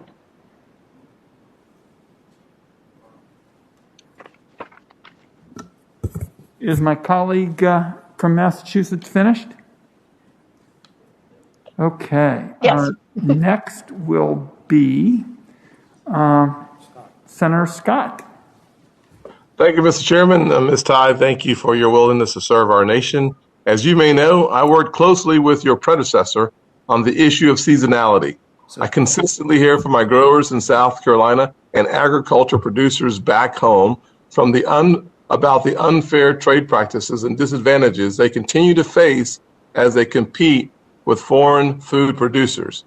Our current policies, frankly, or the lack thereof, force my producers to compete against subsidized foreign growers with one hand tied behind their back, while continuing to grapple with the pandemic at the exact same time. Given your experience negotiating USMCA and understanding that seasonality was included as a TPA negotiating priority, if confirmed, will you commit to working with me on this issue and keeping me updated on the steps taken to make sure that we address the unfair trade practices that put American farmers last? Senator Scott, yes. Thank you, ma'am. As we work to recover from the recession the pandemic caused, we must continue to put America's workers, the small businesses that employ them, and all job creators first. President Biden, a longtime ally of labor leaders, has been vocal about his plan to pursue a worker-centric trade policy agenda. Today, roughly 10.8% of all wage and salary workers in this country are members of unions. It's their right, including thousands of South Carolina's employees. What can we expect this worker-centric trade policy agenda to encompass? And if confirmed, can you assure me that the roughly 90% of American workers and 98% of South Carolina's workers who are not union members will also stand to benefit from the agenda? Thank you for this important question and opportunity to elaborate on the spirit of a worker-centered trade policy, Senator Scott. I want to assure you, as I have done earlier with some of your colleagues on the committee, that worker-centered trade policy, the term worker, really is expansive and covers our workers in all different segments of our economy, industries, and workers who are unionized and workers who are not unionized. If you are an American and you work, you are an American worker, as I envision the way we're talking about this. The other element I would like to highlight for you is that in talking about a worker-centered trade policy, it really is a signal that the patterns that we have had in our earlier trade policies, where regular Americans, regular workers may have felt that their livelihoods were being traded away for other interests in our trade policies, that is something, that is a pattern that we are trying to break out of. Well, Ms. Ty, I'll just say that there's no doubt in my mind that folks back in South Carolina in my textile industry and throughout the state that saw their jobs and their companies just shuttered or destroyed during previous trade negotiations welcome that definition of a worker-centric approach. So thank you very much. A critical part of South Carolina's economy is the advanced manufacturing and automotive sectors. These industries significantly contribute to our growth, workforce development, and frankly, the exporting power of the state. Roughly 1 in 10 jobs in South Carolina are supported by manufacturing. International automakers alone generated nearly 80,000 jobs in the state before the pandemic. This is why I believe it's so important that we work to reduce trade barriers and unleash the full potential of our nation's exporting capabilities.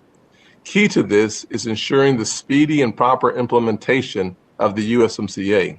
If confirmed, will you commit to consulting with those in the manufacturing, automotive, and agricultural sectors to ensure any obstacles that arise during USMCA implementation are addressed? Yes. Thank you, ma'am. I appreciate your time. Thank you. All right. Let's see. I believe we're waiting for Senator Warner. Mr. Chairman, I'm here. Why don't you go ahead, Senator Warner? All right. Thank you, Mr. Chairman. Ms. Tide, thank you for being with us today and appreciate your willingness to serve.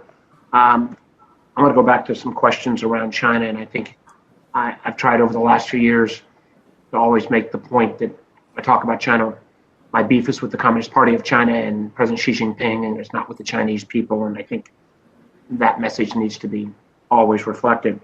One of the areas that I've been very active on the last couple of years is how we deal with the question of Huawei. And I think finally we've come to some policy that has been able to keep Huawei out of the American market.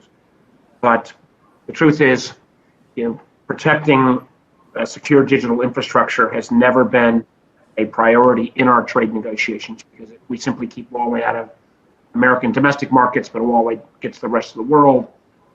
We're not going to be successful.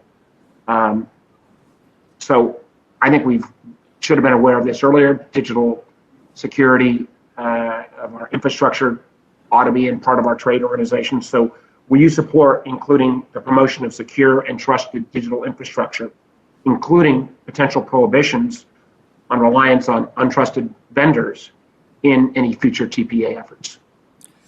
And I've got a bill on this actually with Senator Thune, so I want to make sure I give Senator Thune appropriate credit as well. Senator Warner, thank you. And I'm aware of the legislation that you and Senator Thune have worked on before. I think that the issue of our critical infrastructure and its reliability and the degree to which we can trust it is of the highest level of importance. And with respect to being informed by this issue and these types of issues in our trade policy, what I would share with you is, if confirmed, my inclination to take this beyond just the informing of objectives for, a trade agreement negotiation, to say that this is something that I think that the U.S. government, the administration, and the Congress should be laser focused on across the board. Thank you. One of the things I think, and I've seen this more from my role on the Intelligence Committee, where the chairman serves with me, is that for a long time in this country, we kind of presumed that virtually every major innovation would take place in America. If it didn't take place in America, we'd be able to set the rules, protocols, and standards. I think 5G is the first place where, again, we've seen China start to take that increasingly important role. I fear that we could see a duplication of that in artificial intelligence, facial recognition, quantum computing, a host of other areas. And while, again, a little, not directly USTR's responsibility, but my fear is what I call the authoritarian capitalism model, where China allows a national champion to emerge that dominates 75, 80% of the Chinese market, translates into 20 to 25% of the global market, and then they get virtually unlimited Chinese support, government support to expand. That's a business model where any American, or for that matter, any Western company will be at a disadvantage. So I'd like you to talk a little bit about your views around multilateralism and the fact that I really think around technology development, we're going to need a coalition of the willing that includes not simply our Five Eyes and NATO's, but the Japans and South Koreas and Taiwan's and Singapore's, potentially India's and Israel's. But how do we think about this broad-based technology competition, in particular with China? Senator Warner, I think you are also asking questions that get to the heart of the vision that we need to have for the role that the United States plays in the future of our world, in our global relationships. The technology race implicates fundamental aspects of our political and economic values. And also implicates this notion of trust that we have in the providers and the designers of a technology development that is touching all of our lives so directly and so comprehensively. So in terms of the elements that you have just mentioned, multilateralism, working with others, really thinking strategically ahead about how we work through challenges and opportunities with respect to our technology, our trade and economic policies, and our strategic relationships. I, if confirmed, look forward to engaging in these issues in depth with yourself and with your colleagues. Well, thank you, and thank you, Mr. Chairman. I just want to say there are I think your point that there are values that are actually reflected sometimes in technology standards. It's a point that sometimes is overlooked. So I really look forward to supporting you and working with you. Thank you, Mr. Chairman. Thank my colleague and Ms. Tai. I think that, excuse me, Senator Toomey awaits on the web. Thank Senator you, Toomey, Chairman. I didn't mean to intentionally pass over you. Well, I'm sure you wouldn't do that. Can you hear me okay? Perfectly. Okay, thank you very much. Ms. Tide, thank you, and thanks for your endurance Senator here. Toomey, now you are coming in a little bit faint. If you can be a little louder. Okay. Perfect. Am I coming through? Yes. Okay. Ms. Tide, thank you for your endurance here. I'm hoping I'm last for your sake. I want to go back to some process issues here. Article 1, Section 8 of the U.S. Constitution explicitly gives Congress the responsibility to, quote, lay and collect taxes and duties, end quote, and also to, quote, regulate commerce with foreign nations. That the regulation of trade is a power of Congress. Now, as we know, as a condition of Congress's delegation of some of our constitutional trade powers to the executive branch, Congress has specified certain consultation and reporting requirements to ensure that the executive branch is pursuing a path that Congress supports. In my view, the previous administration did not always follow all of these requirements. So can you commit to us that you will follow and adhere to all of the consultation, disclosure, and timeline requirements under TPA if we are pursuing a trade agreement under TPA? Senator Toomey, thank you. Article 1, Section 8 is seared into my awareness from my 7 years working on the Hill. I want to reinforce your description of the relationship and the partnership that's required between the administration and Congress on trade as a constitutional and legal matter, and just add that the creation of the Office of the U.S. Trade Representative and this particular position of U.S. Trade Representative is a creation of Congress.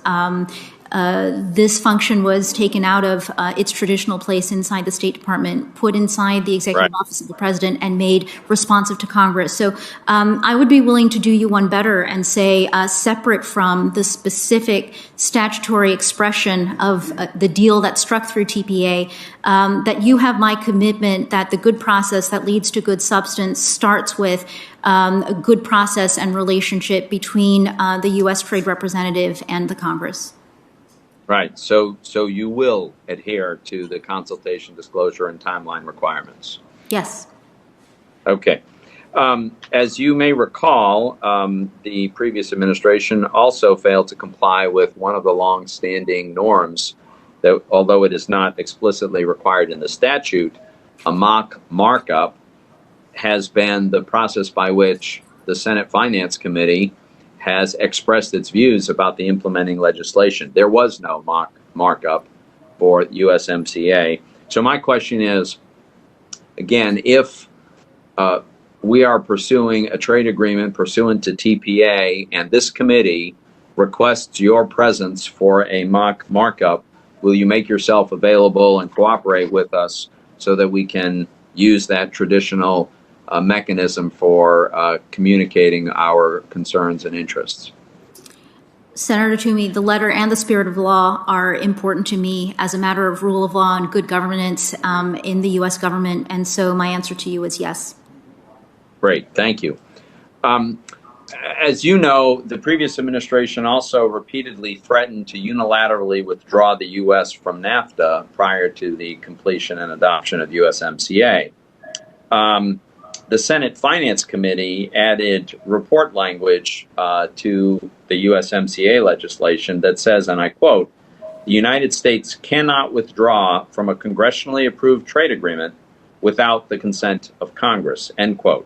So do you agree with this committee's position that as a legal matter, a president cannot unilaterally withdraw from a congressionally passed trade deal without Congress's consent? Senator Toomey, because you're speaking to me and I have a law degree and also 2 bar licenses, I got to confess to you that I haven't myself studied the legal question to the point where I can say that to you definitively. But let me say to you what I can as of today, which is, again, my conviction that the best U.S. trade policy is trade policy that it has strong, robust bipartisan support and is crafted through the partnership of the administration and Congress. Okay. Let's talk about some of the trade agreements that we might pursue under the Biden administration. And I'd just like to get a sense of your how you think about trade agreements. So specifically, if we're engaged, if we have a trade agreement with a modern, developed economy, in an ideal world, in your ideal world, would the goal of that trade agreement be to end up with a mutual and reciprocal zero tariff, zero quota, zero obstacle to trade arrangement with respect to goods and services between our country and that modern developed economy? Senator Toomey, that's a great question and a really intellectually stimulating one, because I know you're serving up to me a certain set of facts that are very clean. But I have to confess to you, my dilemma is that maybe if you'd asked me this question 5 or 10 years ago, I would have been inclined to say yes. But sitting here before you today in 2021, having gone through 4 years of Trump administration trade policies, the previous years of efforts to negotiate the TPP, and the last year of living in a pandemic world, that I think that our trade policies need to be nuanced and need to take into account all of the lessons that we have learned, many of them very painful, from our most recent history. And so while I acknowledge this may be frustrating to you, I think that the most intellectually honest answer I can give to you right now is I'm not sure, and I think it would really depend on the specific facts, the specific partner, and the kinds of consultations that we have with senators like yourself and your constituents and our stakeholders. Well, I have more than run out of time, but I do have to say I am very disappointed with that answer. I thought within the caveats that I laid out, the answer should be pretty clear. But that does give me some concern about what your goals would be in a negotiation. But I see I'm over my limit, and I thank the chairman for his indulgence. I thank our colleague. Ms. Tai, been a long morning now, seeping into the afternoon, and thank you for your patience and your families. I just want to highlight a couple of points. I appreciated your picking up on that point I made when we were having discussions with respect to trade really being about expanding the winner's circle. Because for so much of this debate, and I'm going to talk a little about transparency too, people, I believe, just feel in the dark and sort of almost feel out of control. You know, the world has shrunk as a result of modern communications and modern transportation, and people hear all about these trade agreements and say, I don't know, I got to know more about what this means, and that's part of the transparency debate. And it seems to me that what we've been discussing, this idea that on your watch, under President Biden's leadership, we'd expand the winner's circle, kind of makes the point of really trade done right. Because if you can grow it at home and make it at home and add value to it at home, which so often helps to boost wages, which is hugely important in America, then you expand the winner's circle. And that's what Senator Crapo and I are going to be doing in terms of leading this committee on the semiconductor issue. We have it in our states, and we have these companies that pay good wages, high skill jobs. And I have companies that arguably are pure technology companies who are ideally positioned, if government policies make sense, to capture even a greater space, particularly in what I call expanding the winner's circle. Now, on the transparency issue, I want to give you a little bit of an insight into where we've been without chewing up a lot of time, because I think this is so important. You heard members of both sides of the committee talk about how we need more transparency. So I've made this a calling card in my time in public service. I've had 970 open to everybody town hall meetings. No speeches, just come in, people ask anything you want. And for years in the discussion of trade, people would say, Ron, I don't know anything about this. I've been reading and I can't figure out kind of what this is all about. And finally, there was a change to make sure that a trade agreement has to be at least public for 60 days before it's signed by the president. But I think so much more needs to be done to open this process up. And what I'd like to ask of you, and I realize that we haven't gotten into it, could you and your people, and I say this when you're confirmed, because I believe you will be confirmed, within, say, 30 days of your taking office, when I believe you're confirmed, could you get to the bipartisan leadership? We'll share it with members, your ideas for the next steps on transformation, on a transparency. I would be happy to. Very, very good. And finally, I just want to end where we talk a little bit about you. You have been there and you have done it all on this trade issue.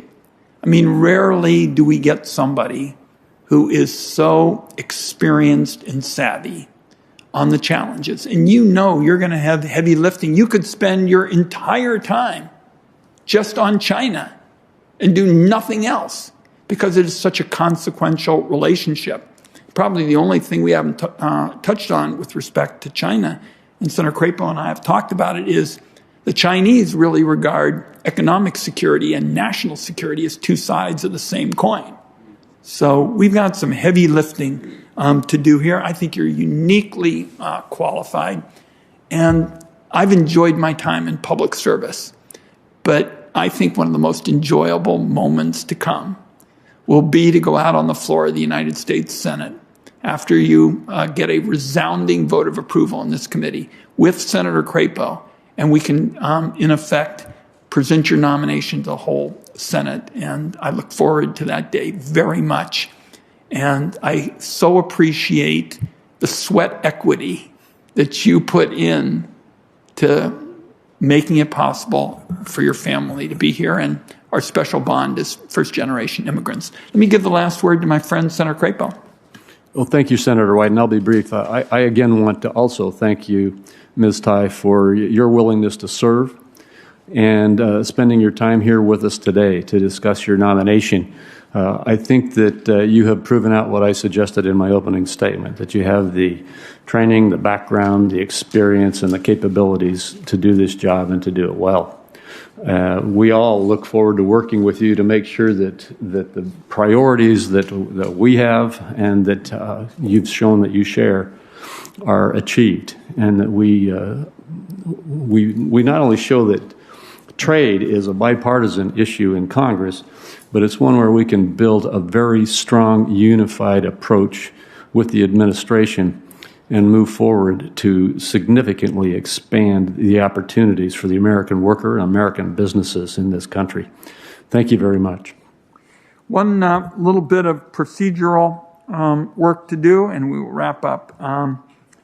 Regarding questions for the record, the deadline for members of the committee to submit these questions will be tomorrow, Friday, February 26th at 5 p.m. That 5 p.m. deadline is firm, and we want to thank everyone for their cooperation this morning, and particularly thank